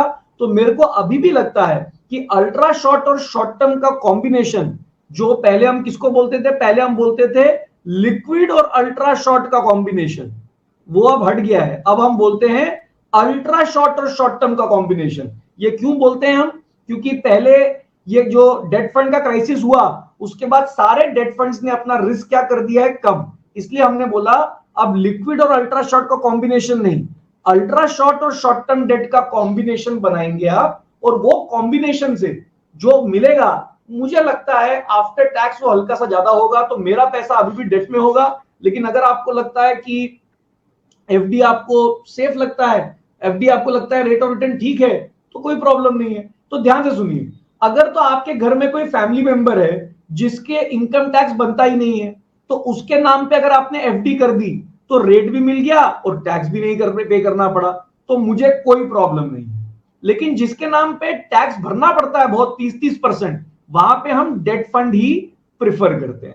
अच्छा, बहुत स्मॉल बैंक जैसे 7%, अभी किसने बोला कि छोटे छोटे बैंक्स में अगर आप कर दें तो उससे बढ़िया क्या है, मैं होता तो क्या बोलता, मैं बोलता ऐसा करिए, हर बैंक अकाउंट पे 5 लाख का इंश्योरेंस होता है। तो जैसे समझिए मैंने XYZ छोटा सा बैंक है जिसमें अकाउंट खोला, तो मैं क्या करता, 5 लाख में वरुण के नाम का अकाउंट खोल देता, 5 लाख का वरुण शिवानी मतलब मेरी वाइफ के नाम का अकाउंट खोल देता, 5 लाख में वरुण फर्स्ट होल्डर हो जाता, शिवानी सेकंड होल्डर हो जाती, 5 लाख में शिवानी फर्स्ट होल्डर हो जाती, वरुण सेकंड होल्डर हो जाता, 5 लाख में वरुण हो जाता और उसमें सन रेयान को बना लेते। ऐसे करके 2-3 फैमिली मेंबर्स में ही आप बहुत सारे अकाउंट बना सकते हैं।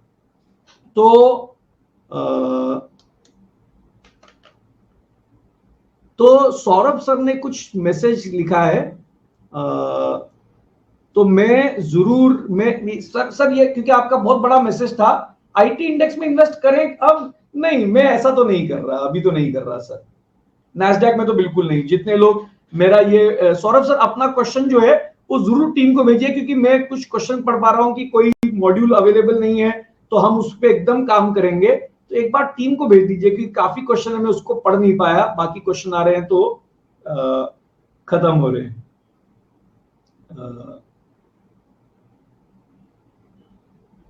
How do we calculate P range? How to select Bs? Perfect. तो final framework for wealth maximization please. तो मैं ये भी करूंगा, तो मैं मेरे ख्याल से आप वीडियो में बात कर रहे हैं तो मैं वीडियो में करूंगा।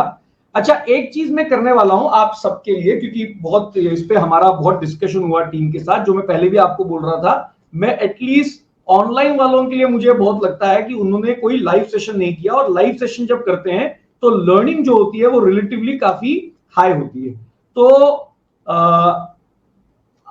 अभी हमने डिसीजन लिया है 17 दिसंबर से हम क्या कर रहे हैं, पूरा लाइव सेशन कर रहे हैं, मतलब पूरी क्लासेस 8 क्लासेस करेंगे लाइव, और वो लाइव क्लासेस एंट्री कैसे करनी है वो समझा रहा हूं, क्योंकि उसके लिए कुछ तो एक हमको सोचना था कि उसको कैसे बनाए, मॉडल को क्या अमाउंट होना चाहिए नहीं होना चाहिए। तो हमने क्या किया है, 17 दिसंबर से हम लाइव सेशन कर रहे हैं, और जितने भी लोगों ने कोर्स एक्सटेंशन ले लिया है, 3999 का एक्सटेंशन लिया हुआ है आपने, तो उनको ये एक्सेस फ्री मिलेगा। तो जितने भी लोग 3999 में 3 साल का एक्सटेंशन ले चुके हैं, आपको 1 रुपया भी पे नहीं करना है, आप सीधा आपको मैसेज मिल जाएगा कि 17 दिसंबर से लाइव सेशन चालू हो रहा है, पूरा कोर्स चालू होगा सर, पूरा। ऐसा नहीं होगा आपके लिए हो रहा है, जो नए लोग आ रहे हैं उनके लिए हो रहा है, आप इन्वाइटेड हैं, आप आ सकते हैं, बट ये कोर्स जो है वो पूरा चालू होगा। मतलब ऐसा नहीं कर रहा मैं कि आपके लिए रिवीजन अलग से कर रहे हैं, ऐसा नहीं है। पूरा कोर्स चलेगा और 3999 में जितने भी लोगों ने एक्सटेंशन लिया है उनको ये एब्सोल्युटली फ्री है। जिन्होंने 1999 लिया है उसमें भी कोई बात नहीं है, आप एक्स्ट्रा 2 अगर आपको रिवाइज करना है, अगर रिवाइज नहीं करना तो छोड़िए, 2000 रुपए की निफ्टी इंडेक्स फंड की एसआईपी बनाई है, क्या जरूरत है क्लास वापस करने की, अगर याद ही है सब कैसे करना है तो उसको भी बचाइए। बट अगर आपको लगता है आपको करना है तो आपको ऑप्शन मिल जाएगा कि 1999 जिन्होंने एक्सटेंशन लिया था वो 2000 पे करके अगर आए तो आप लाइव क्लास में आ सकते हैं। और जिन्होंने कुछ भी पे नहीं किया था, अगर उनको लगता है कि एक्सटेंड करना है तो 3999 में उनका एक्सटेंशन भी हो जाएगा 3 इयर्स के लिए और कोर्स में भी आप आ सकते हैं। तो मैं रिपीट कर रहा हूं, जो एक्सटेंशन का पैसे भर चुके हैं 3999 उनको 1 रुपया भी पे नहीं करना होगा। उनको 17 दिसंबर मोस्ट प्रोबेबली आपको अपने आप, ये ऑनलाइन क्लासेस होंगी सर, सारी लाइव ऑनलाइन क्लासेस, जैसे आज की क्लास हुई वैसे ही लाइव ऑनलाइन क्लास होगी। जिसका 1 ईयर एंड नहीं हुआ, मैं टीम से बात करूंगा, तो मेरे को ऐसा लगता है देखिए जिनका 1 ईयर एंड नहीं हुआ उनके पास कोर्स का एक्सेस है और अभी आप हो सकता है करना चाहते हैं, तो मैं तो बोल रहा हूं 3999 बचा लीजिए और लाइव आपकी जो रिकॉर्डेड क्लासेस है कर लीजिए। लेकिन अगर आपको लगता है आना है तो आप टीम को बता दीजिएगा, आपका 1 ईयर नहीं हुआ मतलब आपके एक्सटेंशन की अब तक जरूरत नहीं पड़ी, तो आप बता दीजिएगा। ये सैटरडे क्लासेस होंगी सर, हर सैटरडे को क्लास होगी, मोस्ट प्रोबेबली 9 to 1, लेकिन इसकी डिटेल्स दे दूंगा मैं, 17th को होगी या एक हफ्ते आगे होगी, एक हफ्ते पीछे होगी, वो बता दूंगा मैं। जिन्होंने एक्सटेंशन नहीं लिया उनको मैसेज मिल जाएगा सर, हमारे तरफ से मैसेज मिल जाएगा आप कैसे एक्सटेंशन ले सकते हैं। बट मैं रिपीट कर रहा हूं सर, ये कोर्स सिर्फ उनके लिए है जिन्होंने कोर्स ठीक से किया ही नहीं है। जो कर चुके हैं अपने पैसे बचाइए, क्यों वेस्ट कर रहे हैं 3999, मतलब जबरदस्ती क्यों करना है आपको? आपको तभी करना है, ये मेरे को किसको लगता है करना है, जो ऑनलाइन कोर्स रजिस्टर कर चुके हैं लेकिन कोर्स कभी देखते ही नहीं है, उनके लिए मैं कर रहा हूं। वीकेंड ही है, सैटरडे को ही होगा, it will be on Saturday, but इसकी डिटेल्स आपके पास पहुंच जाएगी, डिटेल्स पहुंच जाएंगी, तो डोंट वरी, डिटेल्स पहुंच जाएगी। बट मैं ये बोलना चाहता हूं कि हमने ये डिसाइड किया था कि 3999 एक्सटेंशन वालों को 1 रुपया भी पे नहीं करना है, क्योंकि आप एक्सटेंशन ले चुके हैं, तो आपके लिए हम वैसे ही कर रहे हैं। जो 1999 वाले हैं वो एक्स्ट्रा पे कर देंगे, जिन्होंने नहीं भरा वो 3999 दे के ले लेंगे, लेकिन वो हम आपको डिटेल्स भेज देंगे। रिकॉर्डिंग भी मिलेगी, एब्सोल्युटली सारी क्लासेस की रिकॉर्डिंग मिलेगी, क्योंकि जो लाइव क्लासेस होंगे उसको हम रिकॉर्ड भी करेंगे और आपके उसमें डाल देंगे। परफेक्ट, तो आई थिंक वहां पे क्वेश्चन आंसर्स फिर से कंटिन्यू करेंगे। सर ऑफलाइन में से ऑफलाइन मिल सकते हैं एक बार, जब ये अब मोस्ट प्रोबेबली मैं ऑफलाइन सेशन चालू कर दूंगा 2-3-4 महीने में, उसके बाद आप कहीं पर भी आइए और बहुत जगह मिलूंगा, मैं आपको बता दूंगा, सेशन करते रहते हैं। क्या एग्जिट कर लेना चाहिए?